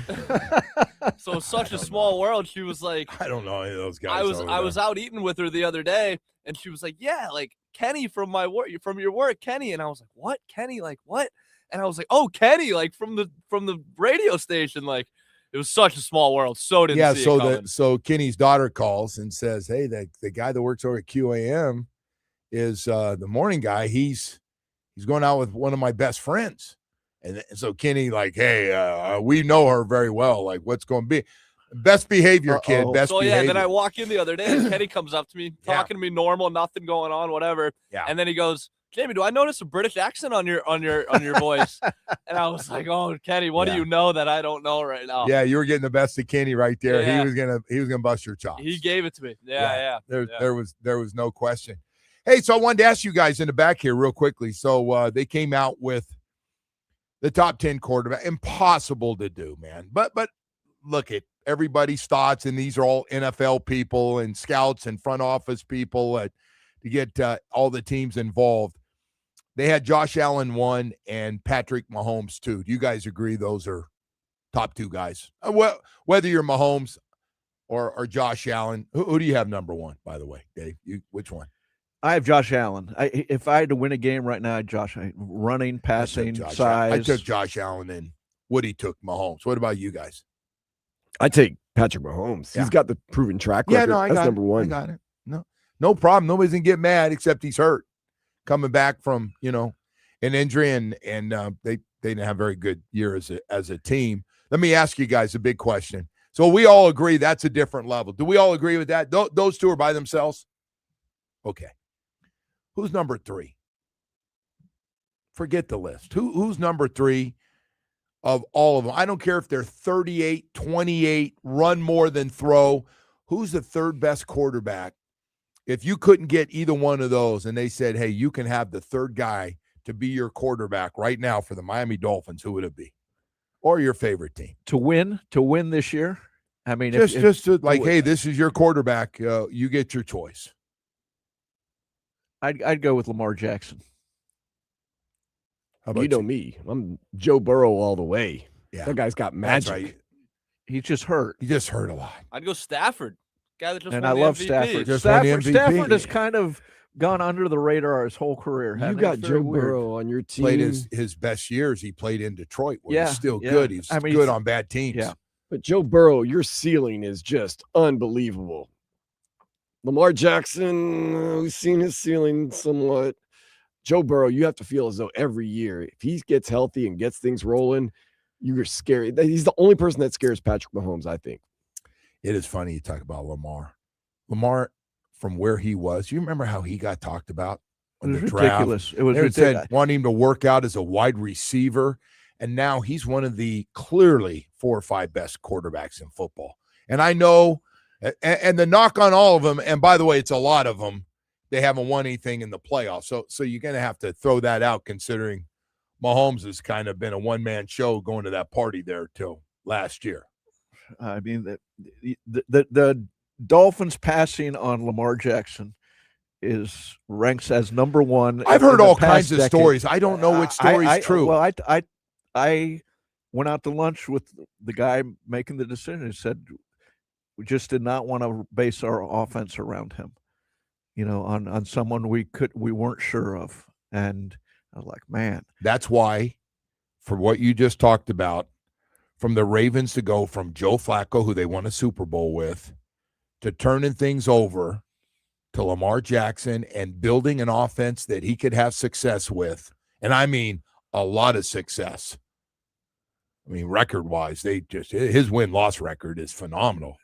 but Besides you could not game. watch him play in college and not say he's magic. And now you could say Now, he problem really is- needs to improve his throwing. Yeah. Okay, but he did. But there's been athletic guys in college that their game never panned out because they couldn't throw it well enough. But for the Dolphins to pass on and remember, Steve Ross said during the draft, "Hey, do we want to trade down and get Lamar?" I keep hearing it. You think that's Yes, true? yes. Okay, for sure. Huh? Absolutely, that was true. Because the team tries to defend that sometimes, and so of course they're defending everything because things haven't gone great for. But what did they do with Tua? They had to build a whole offense around him. I mean, his particular skill set, but they wouldn't do it for a talent like Lamar Jackson. I mean, I get it was different guys running the show and all that, but to me, that's the number 1 problem of the past, wrong decision of the past 15 years or whatever. Yeah. Well, that was a whiff. that was well, we've had some. Listen, there's the history book for the last 26 years is when you don't win a playoff game, and a lot of bad stuff is brought up, and we have seen it all. Dave, we've seen it all. We've seen NFL investigations. We've seen guys go AWOL. We've done Hard Knocks and look like Amateur Hour and Hard Knocks. I mean, we couldn't have had a worse look than we had on the Hard Knocks. Yeah, well, there was the Richie and the the whole Bullygate show. We have just had our share of. But I like Dan Day liking Joe Burrow. I would like Joe Burrow if he was just healthy, because when he's on. But really, what we're partially talking about with quarterbacks and nitpicking and deciding is who has a better organization. Mahomes has the best organization that he's played in, and he's played with the best people. Who has Josh Allen played with that you'd say, boy, that guy's special? He's never really had a, So he does make, to your point, he puts it. He puts the team on his back, and late in games, I've seen it up close where he's not throwing it great and having trouble. He takes off and starts running, which he did to us when he was struggling in a playoff game. He was struggling. He turned the ball over a few times, and then he started running. He went for a long run, and it was like, oh boy, here we go. The kid's he's fun to watch. Of course, all the top 5 are fun to watch because they're shows. I'm really curious about Caleb Williams, young guy, Drake May, and a guy for Denver. I'm really curious about those 3 guys and how good they're going to be going forward. I think Caleb Williams will be in the top 5 after this season. I think he's showed last year that he's coming on, and now he was good. He has the coaching. Games. He has Ben Johnson is coaching him. Coaching matters. Yes. What about Jaden Daniels? We keep forgetting about him. He had a great freshman year, rookie year. He is forgotten about because of last year. So now he's injury prone. Is he going to get hurt every time? You got to run. He's a great athletic guy. Listen, this thing that we used to get on guys about now is the greatest thing when a guy drops back and nobody's open to take off and run for 30 yards. That's going to be the difference here. Hey, man. I don't want a running quarterback, but I want a quarterback who can run. And that's what you need in the league to win. Mahomes even runs. We just had a guy that couldn't get to the line of scrimmage. Right. So, yeah, this is going to be – The other thing is just quarterback sneak. I'm curious, Malik Willie, I assume he'll do quarterback sneaks. There's a interesting guy to follow, and I'll have to get his name. He just has gone from inside an NFL team, the Rams and the Eagles he's been with. Now he's going on social media and everything, and he's putting out stats like scouting stat, like Josh Allen. His quarterback sneaks, 37 of the past 38 have been to the left. Oh yeah, they do that. Yeah, openly they don't care. Down, yeah. Go ahead, stop it. Yeah, No, every team knows that, and have had trouble stopping that. Hey, listen, nobody does it better in Philly. I thought they changed the rule. They didn't change it.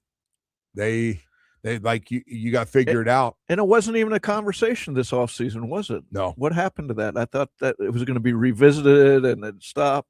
Nope. You know, else a great go down as one of the greatest quarterback sneak guys of all time. Is the best quarterback to ever play.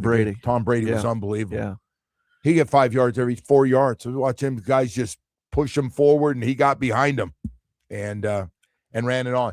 Hey, we're going to break here. We just thought we'd tease that little quarterback thing.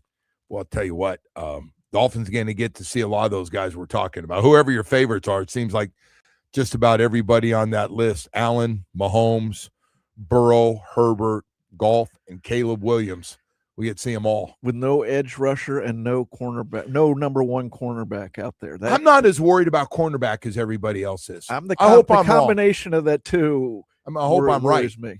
Then the secondary worries me across the board. I mean, and I get there are safeties that you like and young safeties you like more experience back there. Well, they're just too many unproven names that you say. You got that. You got that. Yeah. Different positions. That's where we are 40 cents on the dollar. 40 cents. 40 cents on the dollar right there. A lot of dead money. Hey, I tell you what, I want to talk about Atlantic Men's Clinic. ED and low T, man, how is your energy level? Boy, I'll tell you what, if it's down, you know.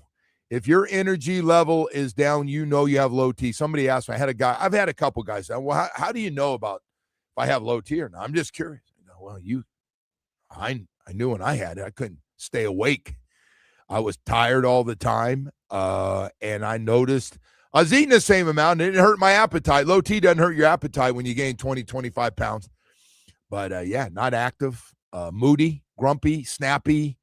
Yeah, it's all part of that low T thing that every guy's going to have and loses every year.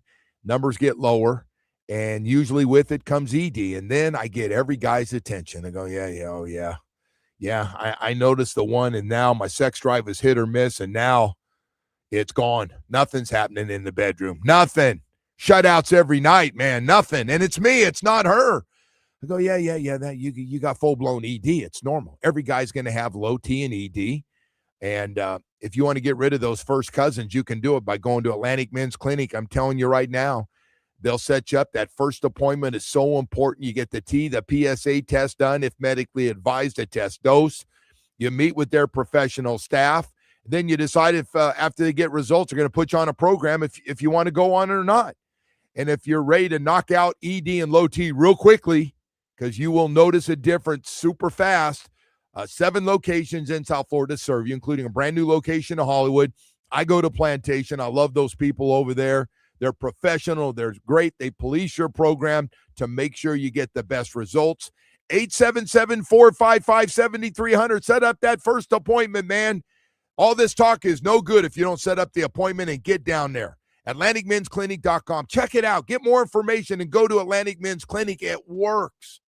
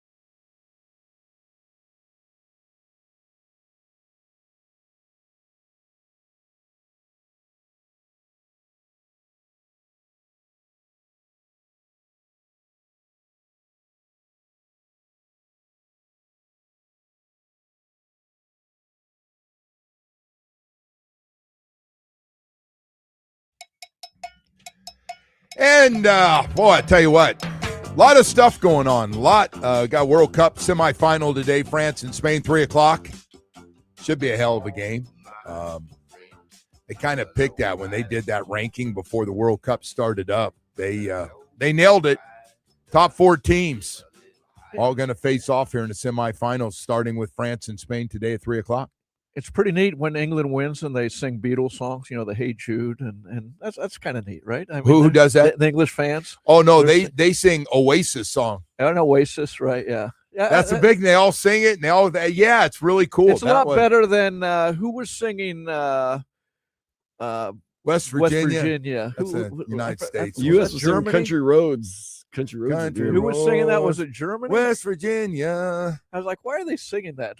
Don't sing that song. Well, that's our country was doing that. West Virginia. Was it Americans? Yeah, it was Americans. Where are we singing West Virginia? About ready to call you a commie. You were the one who wasn't rooting for America. You were rooting for Portugal. Hey man, I was going with the winner, man. I was going with the winner. I saw it coming. I saw what happened. I saw that coming, that ass kicking coming, man. I just said, I can't do it. You were jumping ship.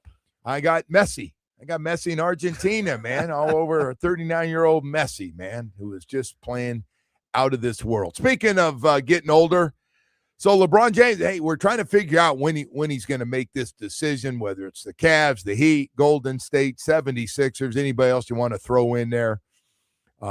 Everybody on these podcasts, it's funny. All the different takes on everything, and LeBron, not as many teams want him. Well, of course not as many teams want him, but if it's not about money, you're going to be a lot of teams that want him.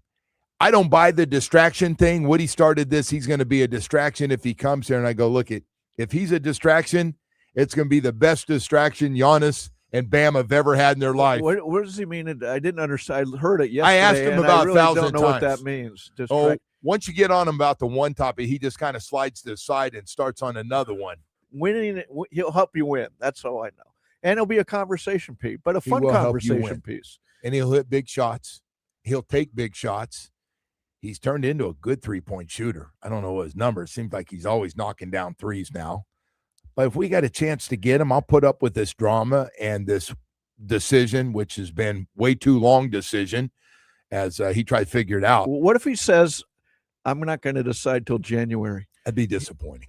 He cuts down his season to 50 games rather than 82, which would be smart. Then some teams got to make. And he gets a longer look at, okay, what's the exact team I'll be going to? Oh, Dave, don't say that. It looks like it could be Fanatics Fest in New York City. It's this Thursday and Friday. He's going to do a podcast there. They're thinking that he may spread the word on his decision. I hope it's from 6 to 10 because I'll be on the air with you Thursday. There you go. Good. That'd be good for the show. The other thing is if the LeBron thing, there's 3 names that have been mentioned with the Miami Heat.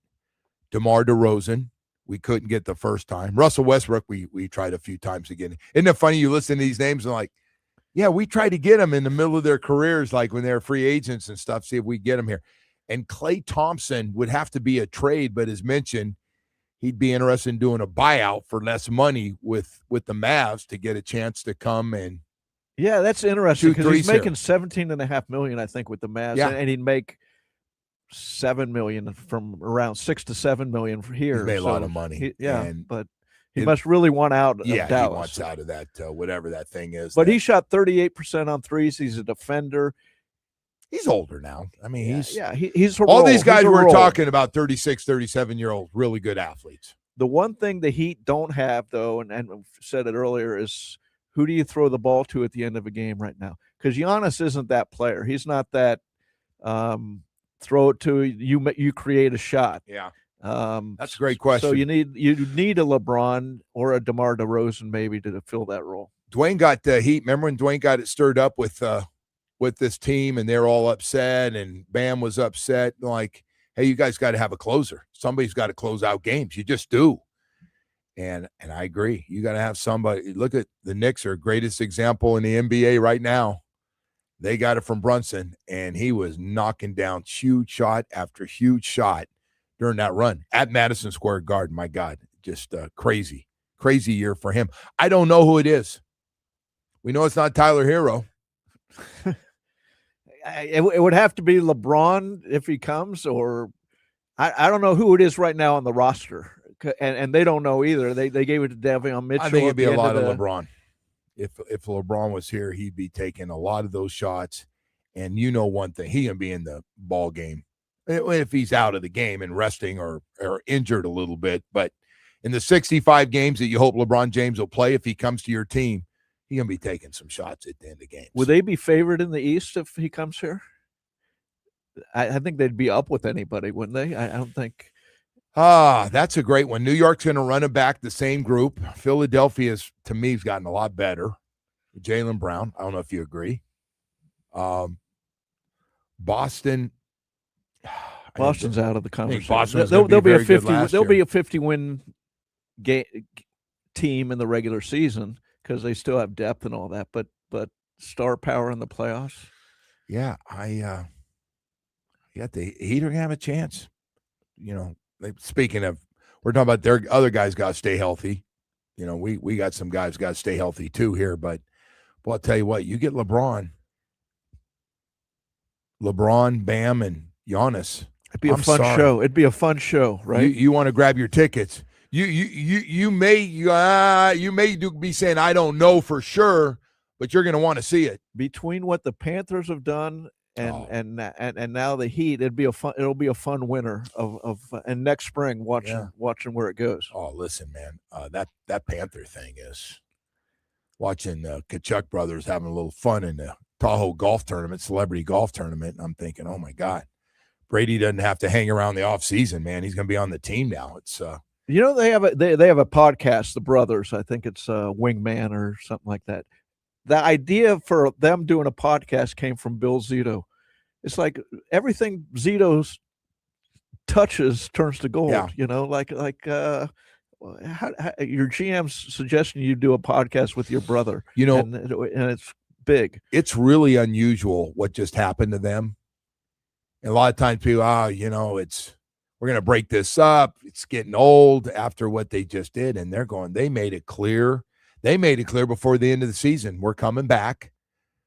We're going to be healthy. We're going to have extra rest now because we're not going to playoffs to play basically in the last 3 years, they played an extra season. By the time you add all those games together. And now you get everybody coming back. And then they don't have everybody. Bobrovsky, the big decision was Big Bob's an important one. You're right. Although Big Bob didn't play as well last year, but you're right. But I'll tell you what, having Barkov the way he played in the world, their top three lines will be dominant. That's going to be a fun watch. Listen, I'm guessing nobody gave up their tickets because they didn't make the playoffs, knowing what you had coming back with, and bringing some of the old pieces back as well. To try to add some depth and toughness, and now you just need to stay healthy. But you're counting on that with all these guys. Pretty much everybody they signed is not just a good player, but he's a physical fighter too. I mean, Brady Kachuk, obviously he can fight like all the Kachucks. But they're physical players.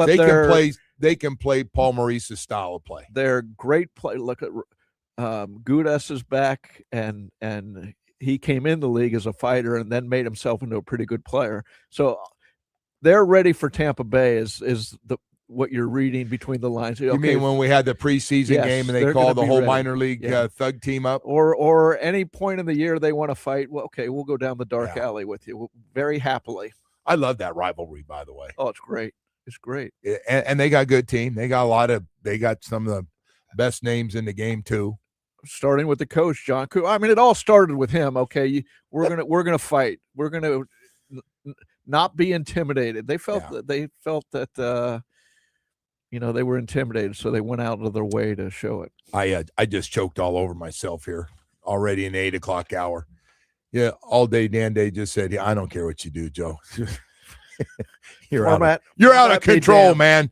Hey, summer is here, and Dr. Barry's team at Recovery Unplugged has your back. To all the guys out there maybe going through depression, anxiety, something's knocked you off the road a little bit. Could be related to your personal life, job, relationships breaking down. Hey, boy, their mental health residential program in Fort Lauderdale is private, comfortable space to heal, to whether it's depression or anxiety with music-based care that really hits the right note. They accept most major insurance plans.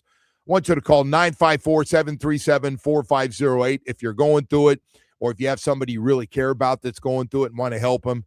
954-737-4508, or visit recoveryunplug.com. Went over and spent some time with Dr. Barry, who I'm a big fan of this summer. Heal out loud with Dr. Barry and his staff. It works at Recovery Unplugged.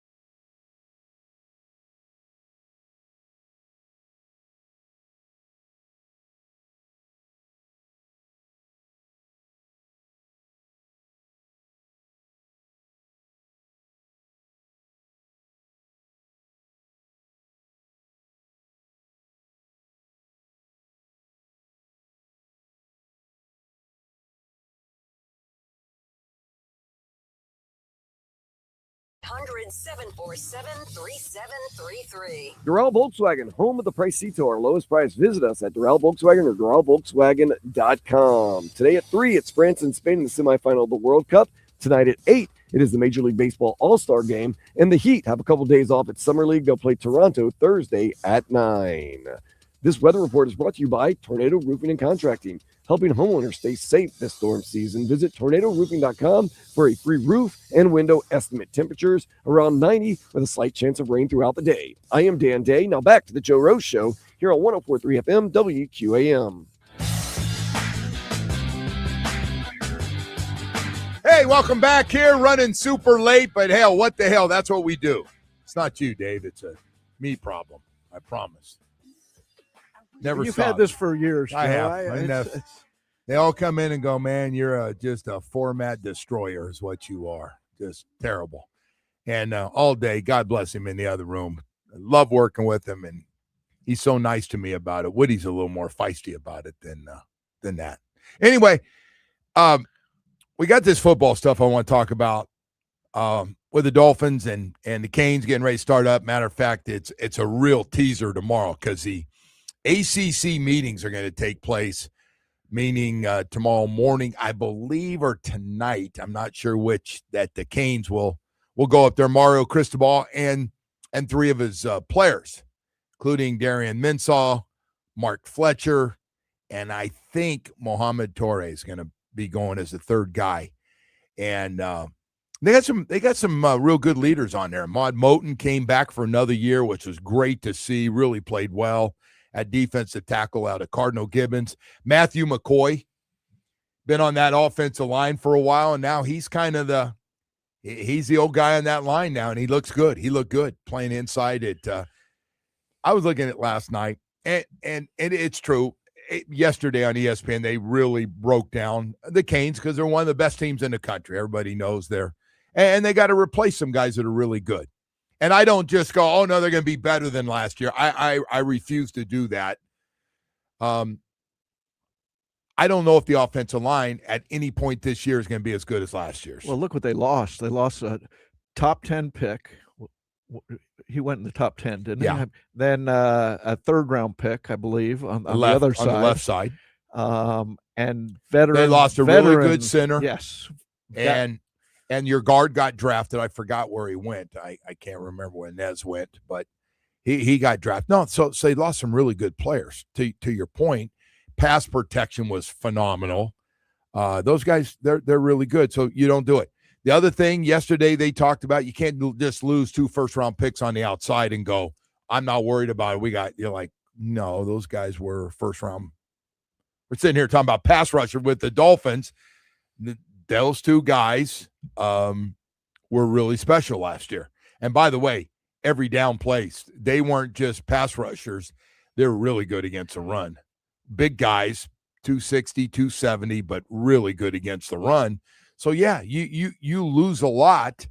But you know what? We're going to see just where Miami's program is. And everybody knows since Cristobal rebuilt it, and it's right up there at the top. But if they can get first-round picks, second-round picks back-to-back, start stacking them up, that's when Miami football was great, okay? And you know, going into last year, nobody knew Messidor was maybe Jason Taylor knew he's going to number 1 pick, but the larger world wasn't sure just where he was going to go. Healthy, he's been banged up, and then he goes outside, he works on some stuff, he dropped some weight. Jason told him he thought he'd need to play lighter. He did. He came back, and he was, hey, a lot of guys thought, he was one of the best top pass rushers when they were ranking all these guys and how good they were. So you got that, but boy, I'll tell you what, you look at the team transfer portal wise, the guys coming back, the recruiting classes, the guys that came in early so you could see them. I mean, they got 2 6'8" offensive tackles. Cantwell's going to start for sure. I think he's a top-rated guy. We got huge offensive tackles in town. Dolphins have 2. Well, one of them's playing guard right now, but he's going to be at 267, 325, and 350. And the Hurricanes have start. Here's the number I'm looking at. The Hurricanes, 51 days till the opener. it's starting to come into focus. Well, it's going to be fun because they do have a really good football team, and their first test is going to be, if we're to be really honest, Canes at Clemson, October 3rd. And by the way, congratulations to Dabo Swinney. He finally gave in. He caved. 17 transfer portal guys this year. He's kind of become I don't want to say he dislikable, but he said things in recent years and done things that I just don't agree with. He turned some parents off. Yeah. I know. I do know he was recruiting somebody down here, and he did. He's tried to play the holier than thou card, though, hasn't he? Like, I'm sticking up for what college sports is about. Yes, all that. he did. And look, it was going to cost him his job if he continued. I mean, literally, and he's obviously a really good coach. Hell, there for a while, he was one of the 3 top coaches in college football. Won a national championship, had it rolling. Then the new system came in, and he fought it. He decided he was going to fight it. And I only care about recruiting guys out of high school, and I'm going to live and die with them all the way through. I'll pay them. If that's what we're going to do, I'll make sure they get paid.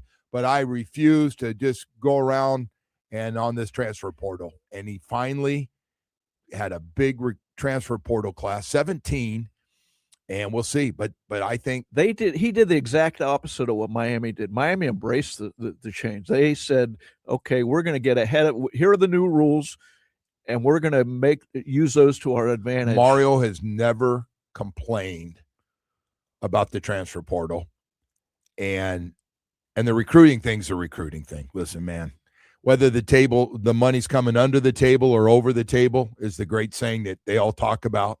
This getting paying guy's been around a long time. Maybe not this kind of money that we're seeing right now, though. It's pretty crazy. But hey, man, you get a president that goes all in on, Mario, this is what it's going to take. We're going to get it done. We need to pay coaches more to keep them around so they don't, they want to stay. Let's do it. Let's get great facilities. I can't wait to see it. I don't know if it's done. I think it's supposed to be done next month. The extension on the 100-yard field. The 100-yard field instead of the 70. So, yeah, all that stuff and spending money and making great having facilities. But money is the starting point. Like, I remember talking to Cam Ward about coming to Miami. Why do you choose Miami? And I said, oh, well, money was a factor. And he goes, no, money wasn't a factor. All the teams, the 5 teams I was looking at were all offering me about the same amount of money. So, and I get his point that to get in the door, the team needs the money. But once you're in the door, there's a handful of teams that you're still recruiting. You asked me before, to me, so they're loaded at receiver. They're better at receiver this year than last year. Not even close. This group of receivers, you'll see them. Some of the names you're not aware of, but Malachi's there, and the guy from Duke's there that was Minsaw's number 1 guy a year ago, went over 1,000 yards too. Never had that before. 2,000-yard receivers on the outside. So they're loaded. I do know this, to your point, of every year, one of the 3 or 4 guys gets a chance to come here, and they're going to look and they're going to go, they got a really good offensive line for pass protection, and I got really good receivers. I got a chance to get up to being a top pick in the draft. It's going to be up to me. We saw a guy go first overall, saw a guy go first in the 3rd round. I'm all in. I'm going to Miami. Yeah, Shannon Dawson is a big part of that too. Obviously, the offensive, he's shown that he can take a guy, put him in. And Cam Ward said, as my dad did a spreadsheet of all the teams I was looking at of who's returning, how good the players are returning, and that was the deciding factor. He said to come to Miami that he needed to win right away, and he needed the team to win right away. What Carson Beck didn't know that happened is a freshman came in early for spring football and tore it up. And they go, well, I remember being told by an assistant coach, don't get too carried away. Our 2 young freshmen look really good, but don't, like, he's having a good practice. You're right. And we're seeing him catching everything. It never stopped. Malachi Toney. He's such a big personality too. I went to Hollywood. He grew up and played football in Hollywood. He had a clinic for kids about 300 or 400 kids came out, and this was in May. He's doing it again coming up, but his agent was out there, his things you don't see in college football, and they're embracing that. And the fact that he's out in the community shows the type of person that they got. Well, we'll be talking about him a lot tomorrow at those ACC meetings because he was so good. And by the way, not only in the regular season, but his playoffs were he was crazy. Anyway, we'll come back, talk more about that as ACC meetings tomorrow, the kickoff up in North Carolina tomorrow. We'll have all the coverage for it, including a lot of the Miami Hurricane players, and the head coach will join us tomorrow for a big show of football. But right now I want to talk about Michael Kotze at Choice Mortgage. Man, you need cash to pay off taxes, liens, judgments, IRS, high interest rates, second mortgages, credit card debt, all those things kicking in. You're going, oh boy, I got a little problem here. Call Michael Kotze at Choice Mortgage or text him 561-441-2730. If you own a commercial or residential property with equity, call Michael right now. He can help you. He's been helping Floridians for more than 30 years right here in South Florida. Looking to buy a home today, he'll get you pre-approved with little money down to make it nice, and now's the time to lock in before interest rates go even higher. Call his cell phone. The guy works, or text him 24/7. The guy's working on the weekend. He can get you approved. It's about great service with Michael Kotze. It is. That's get you approved in half the time of the big banks to get that money to you that you need. 561-441-2730. It's 561-441-2730. Nobody does it like Michael Kotze. MLS 166254. Rates and terms subject to change. Daily without notice. He's an equal housing lender.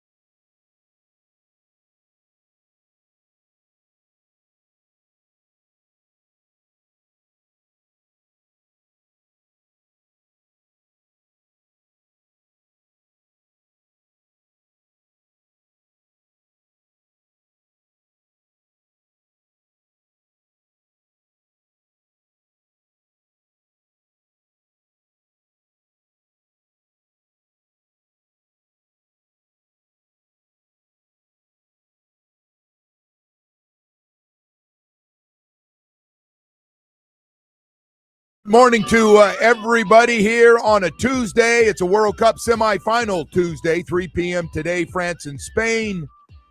We got the All-Star game tonight.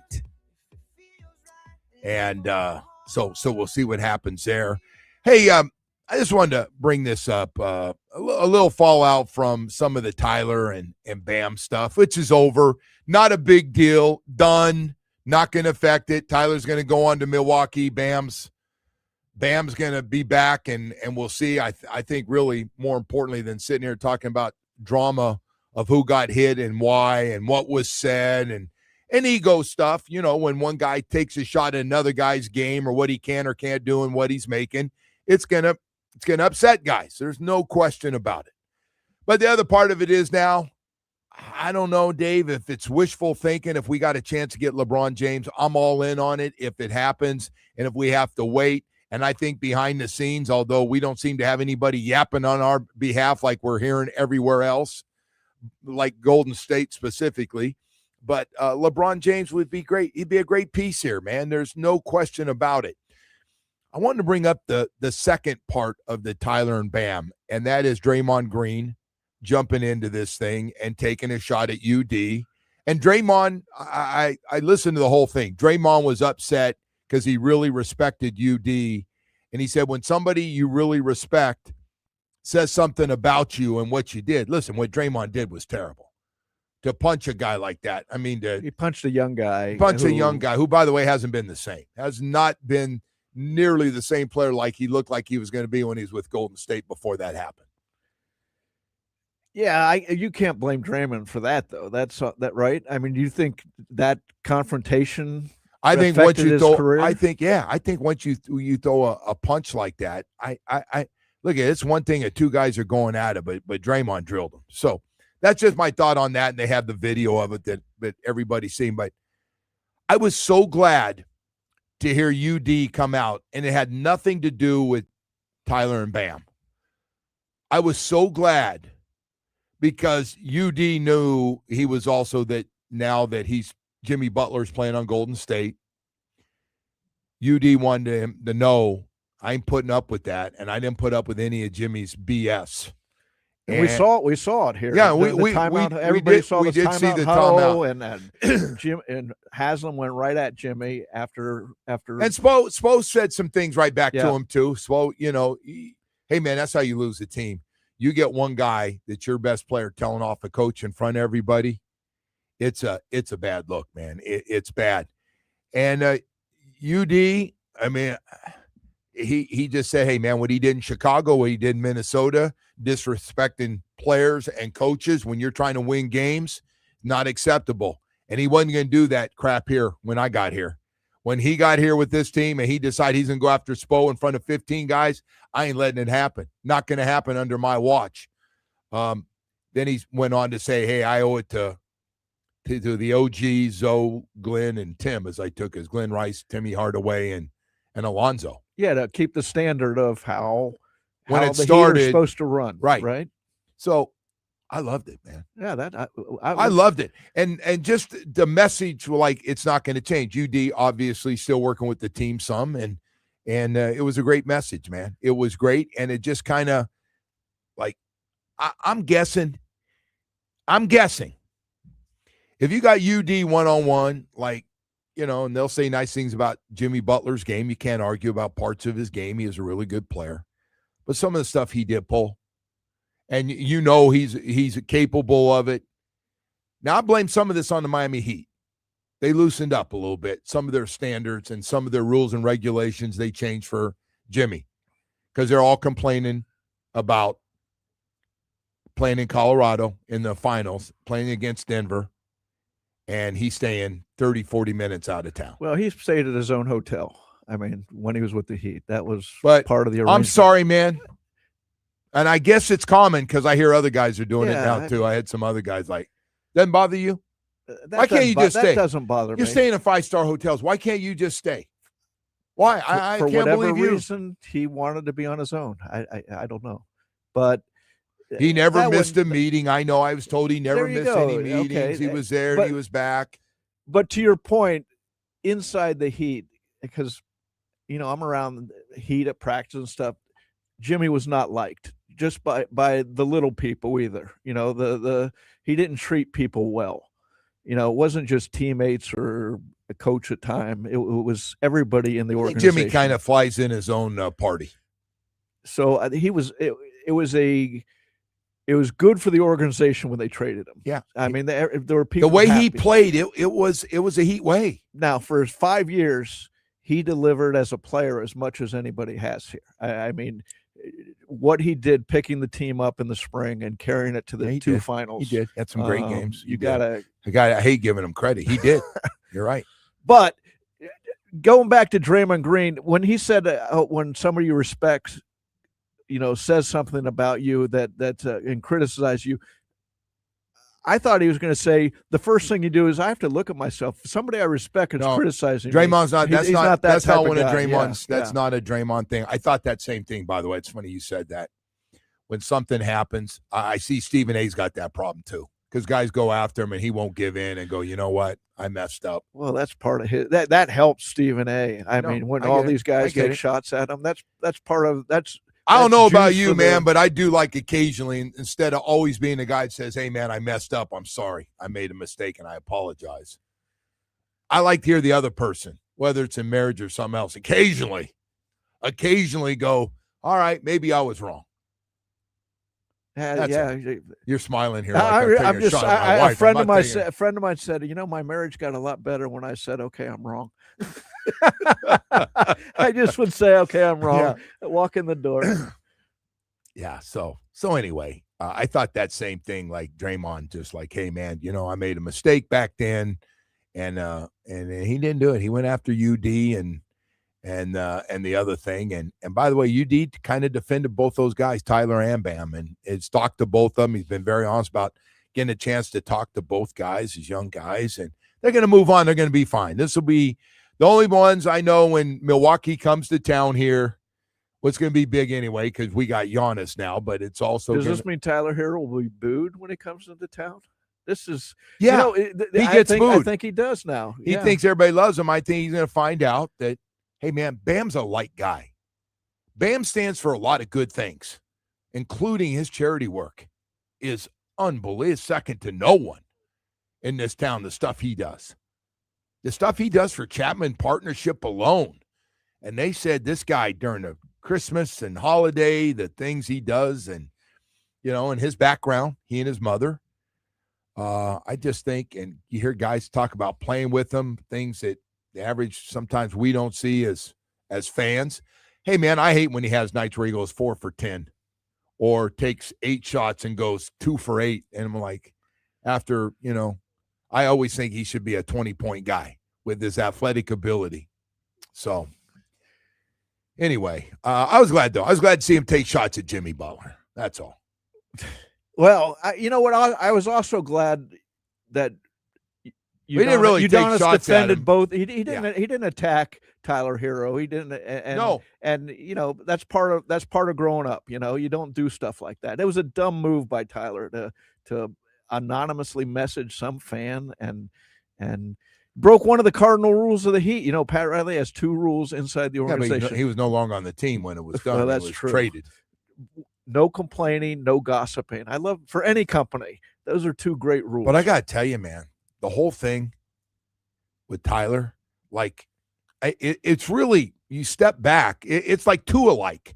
You step back and go, did he really just, like this guy? So the guy's come out. His name's Greg Johnson. I think he lives in Toronto.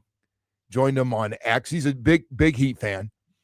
And so he gets DMs in on Tyler Hero, direct message on Instagram. Listen to me rattling off all this stuff I don't have. and he comes out and so Tyler goes, all right, hey man, I'm going to share all this stuff. And he goes, like, you decide to open up, like, not to a family member, not to a brother or sister, not to the gal you're with in a relationship that you have children with. You decide to go with some guy you have no idea who he is. Like, Tyler, you cannot be that stupid. And you could not have had that bad a day. I don't decide when I'm having a really bad day and I got to tell somebody something. I don't go out and tell the mailman, hey, you got a second? That's what are we doing, man? That's the impulsive nature of social media, though. You see somebody, and you just have to answer it, and then you try to take it back, and it's too late. I was there like years ago when I first got on social media. What, that guy said what about me? And then you're like, oh, this is just social media. Stuff This is nothing. people say every day. Like if you sit and watch stuff's coming in, if I'm reading everything, I would have like left and started to say shoot myself in the rear end. Hey, listen, we got to go to break here, but we got a lot more stuff to get to here this morning, man. We're just getting started here. I tell you, man, football for me starts tomorrow, man. ACC kickoff, Florida State up there, Belichick, North Carolina going to be any better. Virginia Tech got a brand new coach from Penn State, Coach Franklin. You've got and it just looks like and what kind of bounce back can Clemson do? And then you got it's starting to come into view. Miami isn't it? The Hurricanes. start of the season. The start. Yeah. We get, no, it's right around the corner. Everybody back in town. I see the coaches home from vacation and showing up out at Marlin games. Yeah, everybody's back, man. We're about ready to get going. Super sure, man. I'm super sure about a lot of things, and I'm super sure telling you when you sign your insurance policy for some brokers, that's the finish line, handshake, commission, done. Then you may not hear from them again until it's time for your renewal. Your business runs all year, and so do the gaps and the risks. That's why I'm introducing Super Sure. If your company has more than 25 employees, whether you're the owner, CFO, or HR manager, it can be too complex to just buy a policy online. Super Sure is a super agency built for you, licensed in every state for your business insurance and employee benefits, all with year-round support for you and your team. At supersure.com, you can access tools like fine print facts, which translates your current policy into plain English so you can see what's covered and what's not, plus a business value calculator so you can estimate what your business is worth so you know what actually needs protecting. Go to supersure.com, one super agency, one powerful platform, all your policies in one place. Go to supersure.com. That's supersure.com, paid for by Supersure Insurance Agency, LLC, a licensed insurance agency.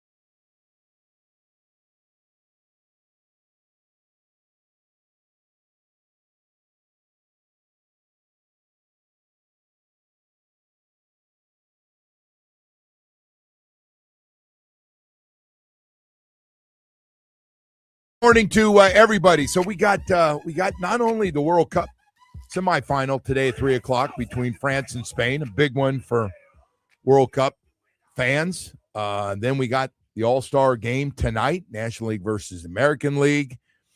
And then tomorrow, ACC meetings. And Woody's going to be up there with the University of Miami. And we're going to have Darian Mensah, the quarterback from Duke, transferred here, who, by the way, is ACC champion last year. Isn't that amazing? Manny Diaz won the ACC championship last year. That was crazy, and didn't get in the thing because they lost. I think they lost 4 or 5 games in a regular season, but ended up with the best record in the ACC. How do you think they feel about Mensah coming to Miami? Probably not good, right? They just won the ACC, had a nice season, and they lose a bidding war to Miami, basically. Yeah, there's a lot to that, man. That thing is, that was. First of all, Miami's saying, look, we had the number 1 pick 2 years ago. We had the top pick in the 3rd round this year as quarterback. Come here. It's the best thing. And how is it the best thing for his pro career? He had a great year. I mean, he had a great year. Touchdowns, interceptions. And he likes to throw it deep, and he's got some guys. He's a pocket quarterback, though. He's not. He's right? He's a big arm. So one thing about him, he's going to throw it deep. The one thing that the University of Miami did not have last year, kind of you're going, well, what? They didn't have a deep threat. They had some guys make some nice catches on deep throws, but again, Malachi wasn't running down the sideline and stuff. He did a few times, but he didn't have a lot of success. He'd run down the middle of the field, you hit him in stride, and he's making guys look silly in the middle of the field. I mean, he is just unbelievable that. But they didn't have a true guy on the outside that could get separation and could run. Play action off, fake a run, drop back, and have a guy isolate a one-on-one to just break wide open on a deep post pattern. You're right. There wasn't that home run guy. I never thought of that because they had so much. They made sure that was a priority in with the other receivers that they have. But this receiving core, I think, is going to force them to – they're still going to run the ball. Mario's not going to change. I mean, Mario's still going to want to – He's going to want to win with the lines. He is. That's how his mindset is. You know what's funny, though? I felt like the pass protection's been better than the run blocking overall. Better the last 2 years. Great pass protection. I mean, Carson Beck and Cam Ward have had some time to throw the football. They did. It got the playoffs, and they were just pounding people. As you went through the offensive linemen being drafted, that tells you how good the offensive line was last year. Big offensive line. I mean, that's a big offensive line, and it's going to be pretty good size again this year. We'll see what happens on the outside and how they go. And they got some really good, young, talented guys that just need to play. That's why I kind of like this schedule, to be honest, the first 3 or 4 weeks for these guys. There's going to be a little growing pains for some young guys going to play their first games. They have a nice schedule to make that work, too, to sort of – before you go to Clemson, it gets a little crazy. That'll be the first the Death Valley crazy game. Yeah, it's going to be that will be a little crazy. So anyway, we'll hear from Mark Fletcher, who came back, who everybody's raving about. What do you have? He must have 500. He had more than 100 yards in every one of those playoff games, including what a great game he had in the final game, the championship game. Broke off a great season, and for him to come back, that was a great thing for this team. They got all their backs back. I'm shocked. Absolutely shocked, without getting into names. Shocked that they all came back. Top 3 guys all came back. And it's like old top school. 4 guys. It's like old school college. What, the top 3 names came back? That's, So you have all that, and again, this is going to be an interesting one, because this is the first time in a long time they signed a 5-star, one of the top 3 or 4 quarterbacks who did real well out in the quarterback, those elite quarterback passing things they have. They got 7-on-7 every week, Dave. These 7-on-7 things, I've been following it. This is crazy. These guys don't get any time off anymore. The 7-on-7s for high school. I think, is it this weekend or last weekend? They got some big tournament. You'll be able to watch the men and women, girls and boys, for high school, going to play flag football tournaments. So that's gotten. But you can see the hope of Miami is they have a guy on the roster right now who'll be around as quarterback next year, as opposed to going out and getting a quarterback every year. That's the hope, right? I mean, that problem has been as soon as they go after another transfer portal, one or two guys leave. That's just kind of how every time you get a transfer portal quarterback in and they're going, oh, you're paying him starting money. He didn't come in to compete. He's the guy. When he did, he's already done it somewhere else. Washington State, he did it in Georgia. He did it here. Like, I'm gone. I got to go find a home. It's been a winning formula for them. It works. Cam Ward, Carson Beck, now. And those guys are going to keep coming here.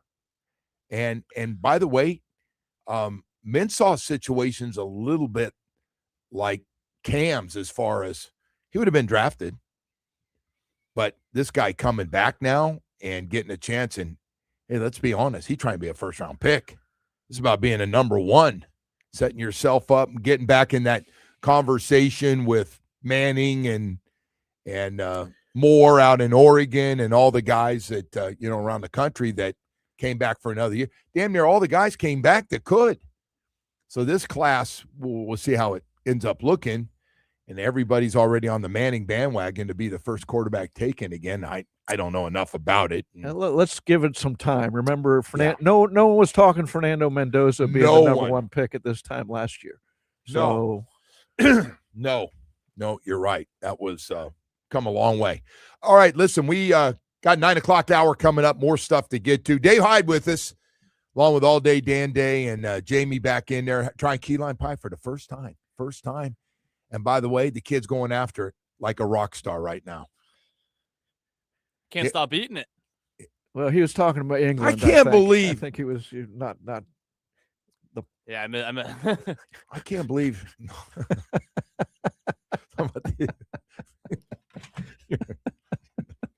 Jeez, I try to run right past that. You know what, Dave? Now you're an idiot. I just want to tell you, you're an idiot now too. You brought me over to the dark side. I know, gosh, it's just the ugly side of everybody right now. Hey, time to tell you about getting your hurricane work all done here. And when it comes to hurricane season, Loctite Impact Windows, Doors, and Roofing are saying, hey, it's not too late. Not too late to make that call and get started. Get started right now, whether it's about getting new windows, getting a new door, getting a new roof. They do it all for you. Matter of fact, their windows, Hurricane Category 5 rated. Loctite Impact provides 100% financing with zero down, no interest, no payments for a year. You got no leaky roof right now? You know if you do. We've had some strong rainstorms here. Replace your old roof now. You can pay later. And if you're just going, no, we're going to try to make it through one more year. All right. Well, guess what? They do roofing repairs for you as well. Best part, Impact Windows as low as $6 per month per window installed. Don't wait for the next storm. Get the deal of a lifetime today and keep your home protected now. Whether you're in Dade, Broward, or Palm Beach, it doesn't matter. Loctite Impact is a name you need to always remember. So call today, 954-500-LOCK. They got a great staff will answer all your questions, 954-500-LOCK, or go to LoctiteImpact.com. You can learn more about them. Hey, they're growing fast. Chev and the team over there do a great job, give you a great price. They do everything from start to finish. Here's a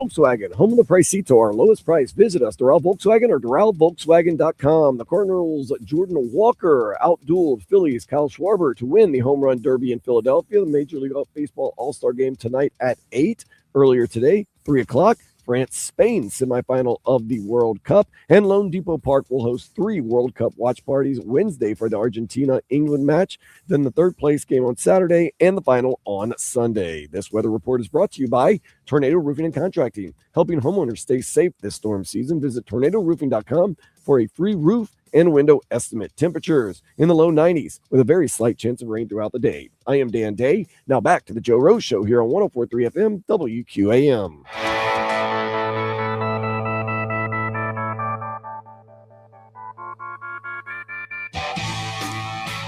Hey, welcome back for the 9 o'clock hour. And thanks for being with us, man. We always appreciate it when you get up and listen to us. And Dave Hyde's with us this morning, all day, Dan Day, doing the updates and taking care of the other room here, which is so important. And, of course, Jamie in with us this morning as well. Appreciate everybody being with us as football's right around the corner, man. We less than 2 weeks, some teams going to be reporting by the end of July. We're off and running, man, and it's looking ahead and trying to figure out how to get 90 to 53 in a practice squad and how much everybody will play in the preseason. And then the next thing you know, you're in Las Vegas in your opener, which, by the way, is interesting, too, to see who starts a quarterback there. It has to be Fernando Mendoza, doesn't it? I mean, you don't take a guy number 1 overall, and I get Kirk Cousins. You know, they're paying him pretty good, $10 million. They're paying him pretty good money. But he got some buyout money from part of it. So he's making between the two places really good money. Yeah. He was brought in as a crutch or a teacher for Fernando Mendoza, wasn't he? I think their relationships can be really close. Yes. Their beliefs, their values. Well, Kirk everything. Cousins is a great guy. I know people who were in the Atlanta locker room and support staff and talked about he is a great guy inside the team. And so I expect nothing less with Mendoza. So I would first overall pick. He ain't going to sit very long. You don't bring a guy first overall pick and you're not exactly a championship team. I don't know how good. Listen, they were the worst team in football. The worst record in football. They got first pick. So, I am curious to see what happens there. Do they make him sit a few weeks till he, And from the Dolphins' perspective, Joe, you're playing the Raiders, the worst team in football, with probably a rookie quarterback, no matter how good his first start. Oh, boy, if they I don't want to say if they don't win that game because they got so many questions about them but I look at that. In fact, I was thinking of writing this on Substack today, that little plug for Substack, though. I'm getting a lot of followers from listeners to the Joe Rose Show this morning, though. Well, you should, man. You're good at what you do, bud. But I think everybody appreciates and respects your columns through the years about all our teams. 4.5 wins is the Vegas over/under for the Dolphins, and I'm just having trouble going down the schedule finding 5 wins. I don't do it. You don't do that. I know it makes no sense to do it. I get it, because every year you go into a game and the team isn't either what you expect or somebody's hurt. Or the 49ers were banged up and we beat them up here. And what did that mean? Yeah. But they were one of the favorites to go Super Bowl, and they get here and they got nobody. I mean, their team they don't have anybody can play. They're so you never know. But I will tell you, the coaching thing is going to be really, really important. Nobody's going to talk about the talent level. GM will get a hit on it if it doesn't. A lot of this young talent doesn't pan out. But a lot of it's going to fall back on coaching and getting guys in the right position to give them a chance and holding the team together if on bad day, because they're going to have some bad days. See, I don't think that's going to be a problem with the guys they have. I think it's going to be a try-hard team. The problem is if you got really good players, especially at receiver positions, and they're not getting the ball and we're getting kicked around, that's a tough group to have. But I look at it like a 2019 Brian Flores. They started so bad. Remember? They lost to Ravens and Patriots. Oh my They God! had about those were 90 brutal. points scored And on them. in Steve those two Ross had games. to came out with a statement explaining what they were doing, and after those losses, just stay with us. But the point was, I'm trying to make is Brian Flores kept that team together, and I don't mean like, some diva spouting off. I just mean, okay, we're going to try to get better every day. We're going to keep working, and by the end of the year, they won 5 games. I mean, that was the ceiling for, and I see a similar idea this year. Just, but I don't think they have. Again, they have 40% of the actions. I did a calculation at the break. 38.6% of the salary cap is what they have to work with right now. No, so I mean, that needs to be brought up. That's real. Like you can't do that and expect it to for all these expectations. It's hard to do that when you don't have any money. Now you're not. The cap is the cap, man, and we had a bunch of dead money that they couldn't do anything with. So I go back, and the day that thing turned around for Brian Flores, there was a time, because the way it started, Steve Young came out and said, "Oh my God, the Dolphins are so bad, somebody's going to get hurt." Right. Like, we're going to have to check. There's some bad injuries could happen. What is going on? He walked in to his team before he talked to the media, and he said, "I've seen enough of Josh Rosen." That's a good point. I forgot about that. Yeah. Oh, I didn't. Yeah. He can't play. He said that we're going with the other guy, and the whole attitude of that team. If they would have stuck with them, they're in for a long year. If they stuck with him, they'd have Joe Burrow today. Meanwhile, Josh Rosen, I think, is through way to go. Business school. I think he's now in business school degree. He got all kind of degrees. Josh Rosen been out of it. But again, Arizona made a mistake, and you're one of them. I don't think giving up a 2 and a 5 for Josh Rosen, who just that was awful. Now, at the time, I said, look, he's a top 10 pick. Oh, you take a flyer on him. But they did no homework on him. Like so much else of that era, they didn't do homework on the guy. You're right. When he got here, he didn't fit in an NFL locker room. And again, I'm trying to think of a nice way, because I don't want it to be Don't a be story. Nice, Joe. There's a lot of stuff going on in his life that we did not do background. Do you know this? Yeah. Okay. Well, it came out late. I mean, I found out later that they didn't do the background because he didn't fit into, here's what a quarterback has to do in the NFL. That will never be a problem again. I do know this because it's been talked about privately and got back to me. That'll never be a problem again. Because other teams, these guys have looked and gone, we didn't have that guy on our board. Oh my God, they took him. You hear that from other guys. And we got former GMs all over the league that are on teams. They'll go, we didn't have him on the board. That guy was take him off. And we're taking chances, Cam Smith. I mean, we've had a lot of guys and people, you should have. There's a lot of stuff going on in Josh Rosen's life that, I don't know, he had a good arm. He's a first-round pick for a reason. But that day is the day the team went, we got a head coach trying to win games. Now, that is the difference this year. This regime knows all about Malik Willis because they worked with him the last couple years in Green Bay, and he's going to be there from the start, and there won't be a question of who the quarterback is. And so that is a big advantage for this team over the 2019 team. So he's getting ripped pretty good by a lot of articles. A lot of national articles are ripping Malik Willis right now. Are they? Yeah. Over what? Over what's I'm glad you don't follow all that stuff. I really am. Well, no, I'm curious. I'm going to show you some articles. June practices or what? So guys are picking up on our local writers. They're claiming local writers have said Malik Willis didn't have a very good offseason, his first offseason with the Dolphins. So they're writing that stuff. Second thing that's come up, fair or not, is he doesn't have anybody to throw to.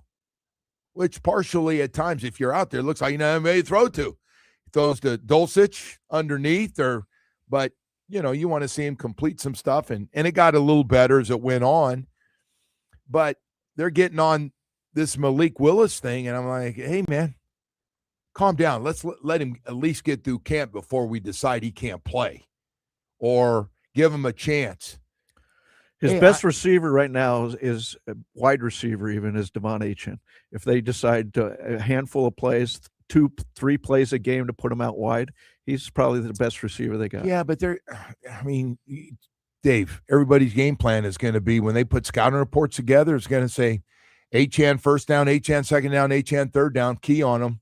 And they're going to look at stuff from last year where he swings out. And Mike, listen, whatever you want to say about Mike was dialed into Achane and how to use him at unbelievable. And he got a lot better. He doesn't look like a third-round pick out of Texas A&M, but Chris and Mike hit that one. Yeah, the shocking stat of Achane is he led the league in yards after contact, 4.1 yards after contact. Great in open second space. Was Bijan Robinson. Bijan Robinson's huge, and so, but I guess my point is move Achane around if they want. I'm curious to see because Mike would use him at wide receiver once in a while. So, yeah. But Malik Willis isn't going to have. It's a lot easier to use them moving around when you got guys on the outside that you're concerned with. And we got some guys, and they're going to play with these guys. And I don't know that I'm guessing our draft picks. You got 3 drafted wide receivers. I'm guessing they're going to play some, Dave. They're going to get a chance to play. Will Chris Bell be the Louisville receiver out with the? Oh man, I got to tell you, will he be back by midseason? Is that we could get him back in the second half of the season for the last 8 games? Now I'm talking about November. We could get him back for November, December, a little January, or mid-November into December and January, and we could see him, and he looks, if not a 1, like a solid, real good 2, just coming out, that big body, and do some of the things he did at Louisville. Boy, I'll tell you, it'd be great.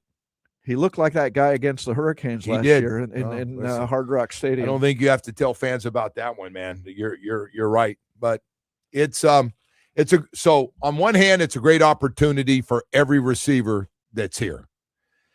And then the other thing is, you kind of like to know you have a 1 or a 2 on your team. And I don't know what they have. I know Malik's putting in a lot of work with his guys and meeting with them.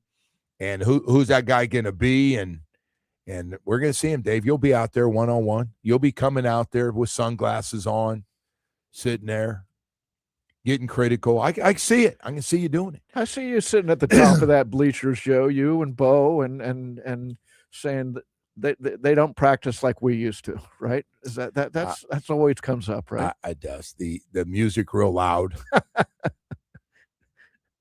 It really got everybody last year. No sprintings after. No. So that's funny you said that. So Washington came down here and they're running sprints, and our guys are in shorts walking off the field. Yeah. And that's when the old school stuff comes out. Like, why are they conditioning and we're not? Maybe we don't need it. Maybe the sports science people said, too much running today. We're not doing it. Hey, let's talk about a couple of guys that can really help you. I hope you never go through a slip and fall.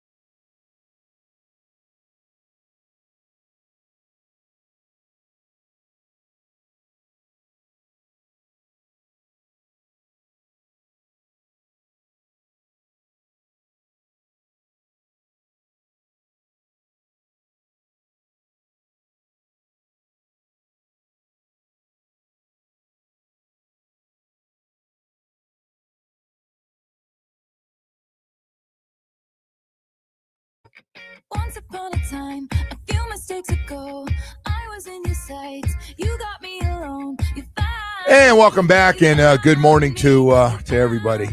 Hey, do me a favor, though. When you direct message somebody, make sure they're a good friend or something that you trust. That's all. That's you agree, Dave? You think might Tyler wanna- Hero learned that lesson? You think that was maybe something he took away from all this? I get it. You're salty. I get ego gets involved. Athletic ego is a powerful thing. I got it. When somebody wants your other guy and they don't want you, and you're really having trouble understanding it, and whatever it is you want to tell them about the other guy, which I get. It's human nature. Everybody does that. And why, but tell the ones that you trust that aren't going to open up your DM and get you in that situation. That's all. And last thing you do, I got nothing against whoever this guy is. He said he was mad. This guy, Greg Johnson, I saw his comment. Somehow everybody tracked him down. Greg, if you want to call us. And he said, I didn't like what he said about Bam. I'm a big Heat fan, and I love Bam. And so I decided when he said that stuff, and then Tyler actually came out and said, I can't believe you did that to me. I thought it was between us. Between us? Who the hell are you? You don't even know who the guy is. We have no relationship. That's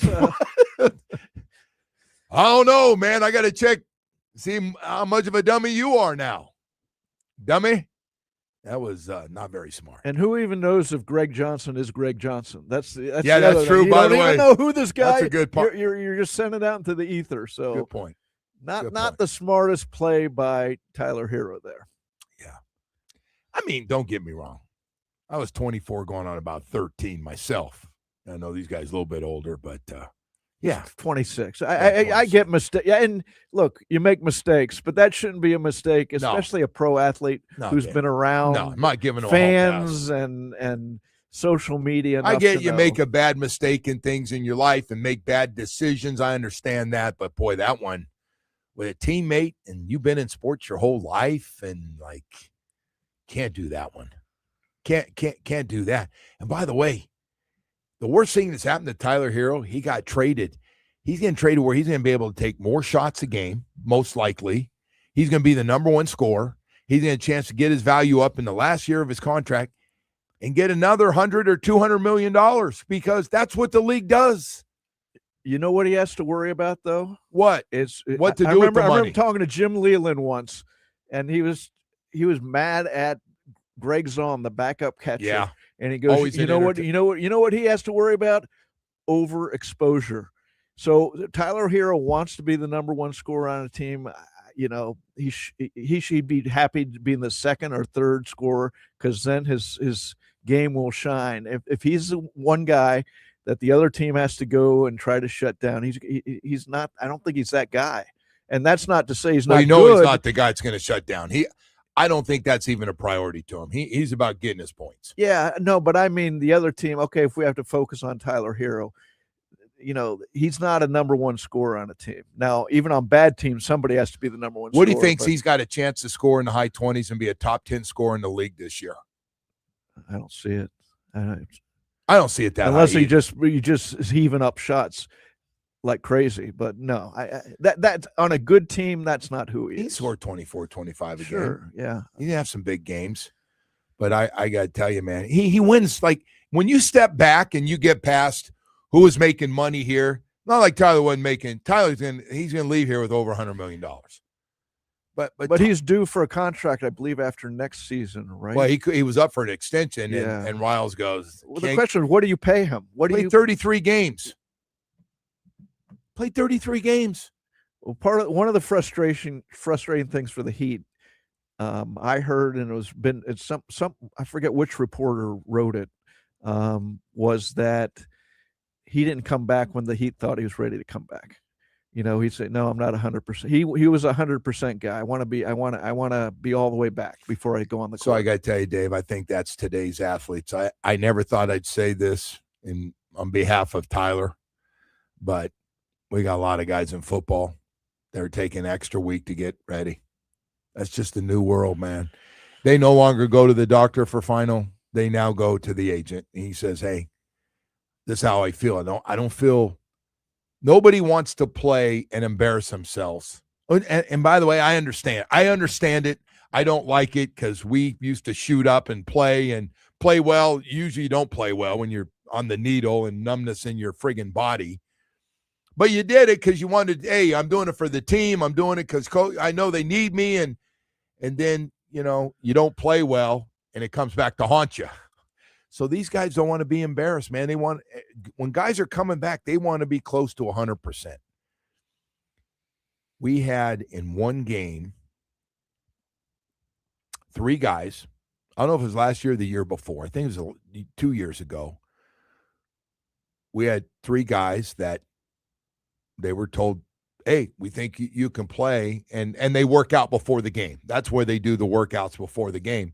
So I've seen this because down by I used to do something with the Dolphins for their website before the game. And so I stand and I see them working out, the guys who work out before the game. And you watch them, and sometimes I get there early and I say, oh, the guy's working out. Looks pretty good. Now he's down today. Okay. So it's a player's decision, basically. Yeah, no, I get it. And they're going, I'm not ready. I need another week. And you're like, damn, bro, we only got 17 of these bad boys. We could use you. Well, there's the question: where in the season and how much of the season's left are guys sitting down, right? And look, if there's one thing that's much better in today's era than previous years, it's health and worrying about players' health. And I get it, but when it's a repeated thing with a player, and Tyler Hero became an issue. Okay, yeah, I got not you. an overriding issue, yeah. but.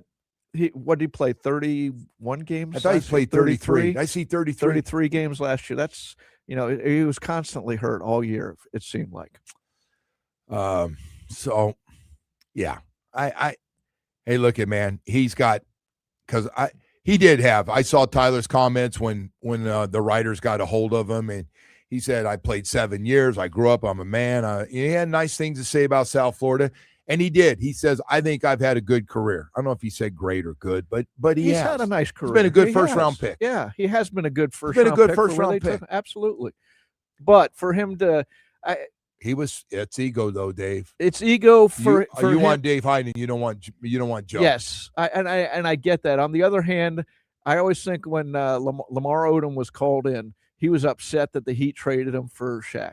And then he goes, and then Pat Riley called me and he said, explain to me who Shaq was. And he said, oh yeah, well, I get it now. You had to make that trade, and that's the case here. Look, they had a chance to get Giannis. They're going to throw him in the package, and he's going to be named part of the package because Bam's not. And I understand why the Heat wanted to keep Bam. I mean, all of it makes sense, including, as you said, the ego of players getting involved. But you don't go out and anonymous text some guy calling himself Greg Johnson from Toronto. There's plenty of people in your life. You can call a best friend.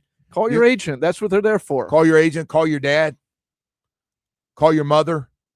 Call the woman you're sleeping with at night. She'll listen. That bed talk's very powerful stuff. And get off your chest. But some freaking guy named Greg Johnson on X. Are you effing kidding me?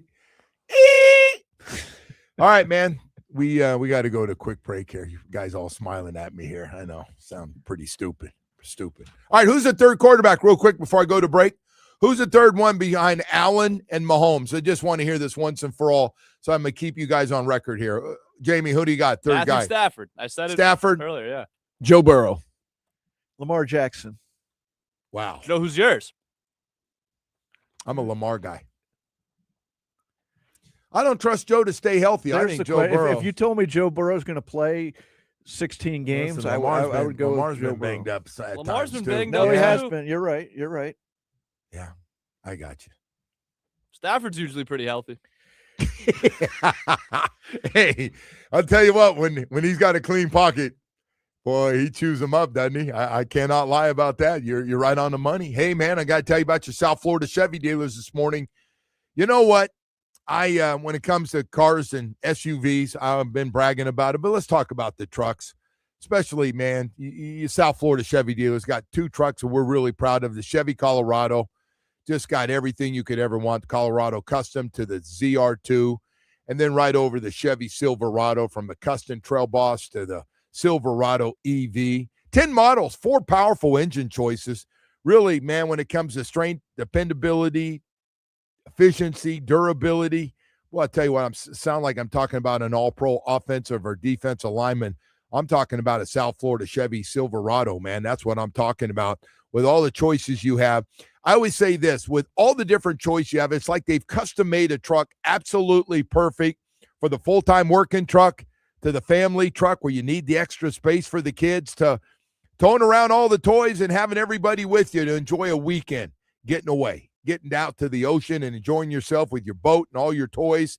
Man, we got a Chevy truck absolutely perfect for you. Chevy Silverado HD, the powerful LTZ with premium style and substance to match. Maybe it's about the Chevy Silverado HD High Country. Boy, that's a big boy. So for the best of Florida lifestyle, Chevy's got a Florida truck with 14 dealerships throughout South Florida. You got one close to you. Go take some test drives and then sit down and get a great deal. Visit your local South Florida Chevy dealers today. Together, man, let's drive. Let's go.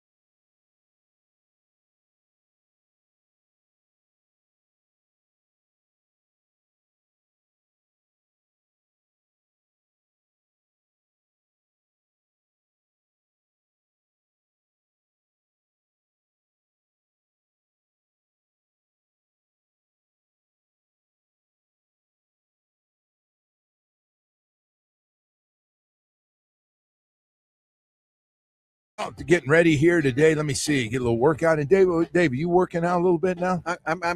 Are you walking the dog? I'm walking the dog. I swim a little. I cycle you a do? little. Yeah. Okay, good. I got a little routine down, but I always think of Stan Van Gundy when you say you're thinking about working out, because I was talking to Stan once and he said, I'm thinking about jogging today. And I looked at him, Stan, what he looked like. He wasn't a thin guy. No. And I said, do you jog, Stan? He goes, no, I think about it. That's pretty funny. That's pretty good. That's pretty damn good. How you doing with your spare time? I haven't really talked. It's been a couple weeks. Yeah.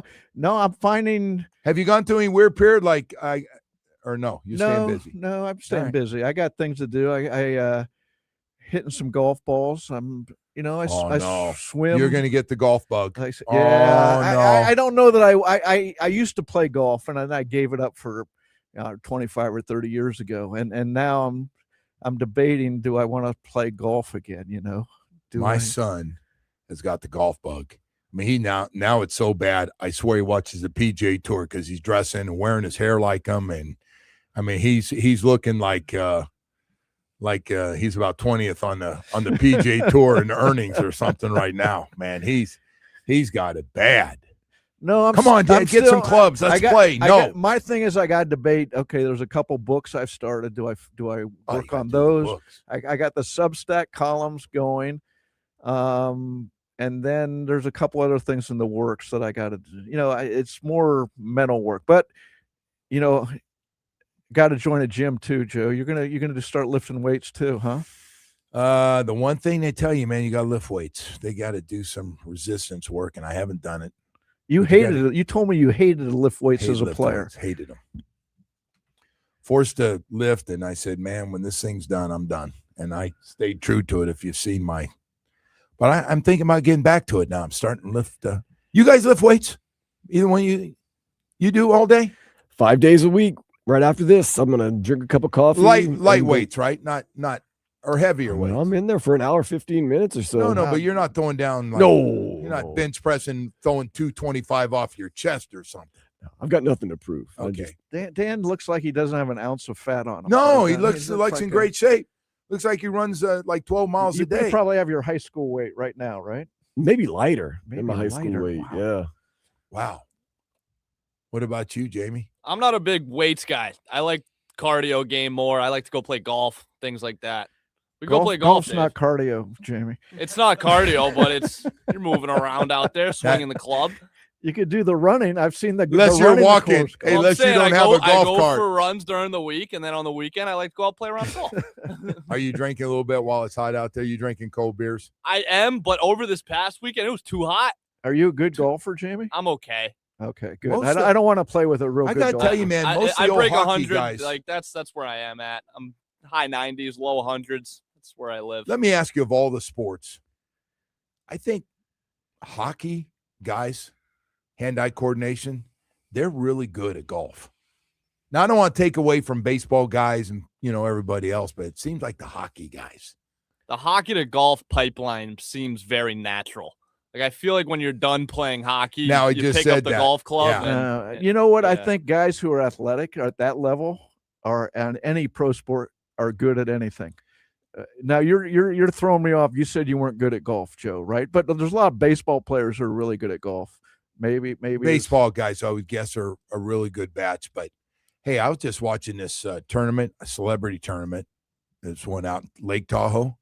Steph Curry finishes every year, either wins it or comes close to win it. He's really good. I got to look how the Kachuk brothers did because Matthew. I saw they're both Matthew out had time there. To practice this spring, as he talked about on a podcast that I he stays to. Pretty busy though. He had to play a little hockey. What do you got him for?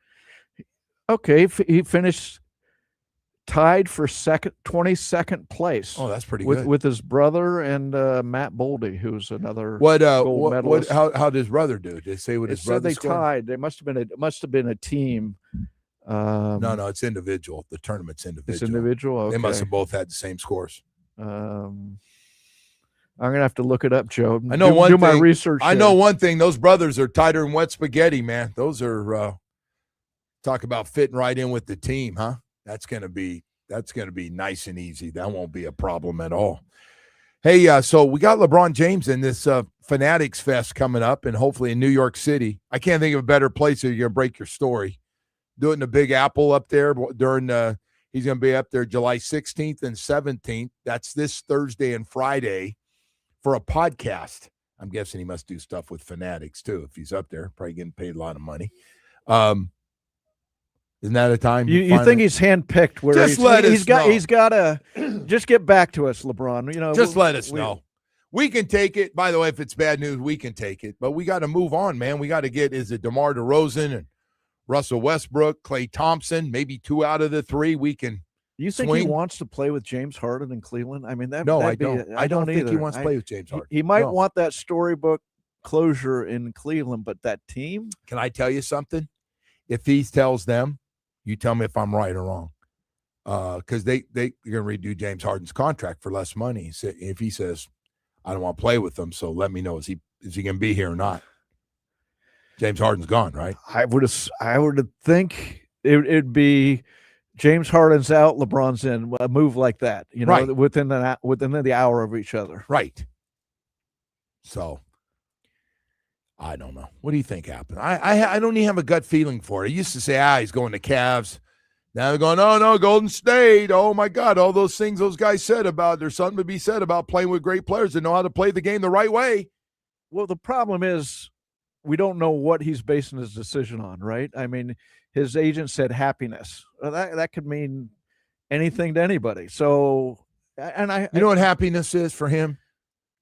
Winning. And winning where you're part of it. He doesn't want to be the number one piece. He knows he can't at this age. But he likes to. He could be a significant piece here. He really got turned off of that LA situation. Will he ever just come out and not take the high road and just say, I got to tell you, playing with these other guys is just nothing more frustrating. I think that was a mutual. The LA said, okay, you don't fit here at this point. And he said, I don't fit here at this point, and moved on. But they've gone with Luka. I just don't see them winning. There's no way. Wait a second. As soon as Luka left Dallas, everybody was just destroying everybody about how good and this guy. Now they're going, well, he can't stay healthy, doesn't stay in great shape, although he did lose a lot of weight, in fairness to the guy. And he led the league in scoring. But if you're going to win, though, you got to be a two-way player. He's like not going to be a two-way player. He's not going to be a two-way player. So I'll get my rebounds. I'll get lots of assists. But if you're asking me to sit and shut down guys, I'm not going to do it. Yeah, the criticism with Dallas is they just didn't tell anybody they were traded. They could have shopped him around and got more. It's sort of like, and actually it's the opposite of Jaylen Brown. Jaylen Brown was shopped around and they couldn't get more, and that was a surprise there. He still wanted to stay, though. He goes, man, I don't care what's going on. I want to be here. I don't go anywhere else. That's what he said. I don't know if what's true. And what's Jaylen Brown? Jaylen Brown. Oh, he said that. I wanted to stay. Well, but now he's in a really good situation, man. Philly better win with this team or they're in big trouble. They can't win with this group somehow. They're not going to win with Joel Embiid at center. They can't count on. You can't count on him being there, and so that's a pretty good looking team. That's a good team. If Joel Embiid is playing, do you count on Joel Embiid playing though? 60 games. Trust the process. Trust the process. We haven't heard that today. That's the first time we've heard that one today. We hear it all the time. It is a good one. Hey, well, listen, Dave. I'll see you again this week. Yeah, we're not done. We're going to get rolling here. But hey, by the way, tomorrow, make sure you're with us. We got ACC Media Day kickoff, and we've got Darian Mensah going to join us first thing in the morning at 8:00. Mark Fletcher. Mohamed Torre is going to join us, and also Mario Cristobal. So we got a lot from the University of Miami at the kickoff. So we'll talk to all those guys. Have a great day, everybody.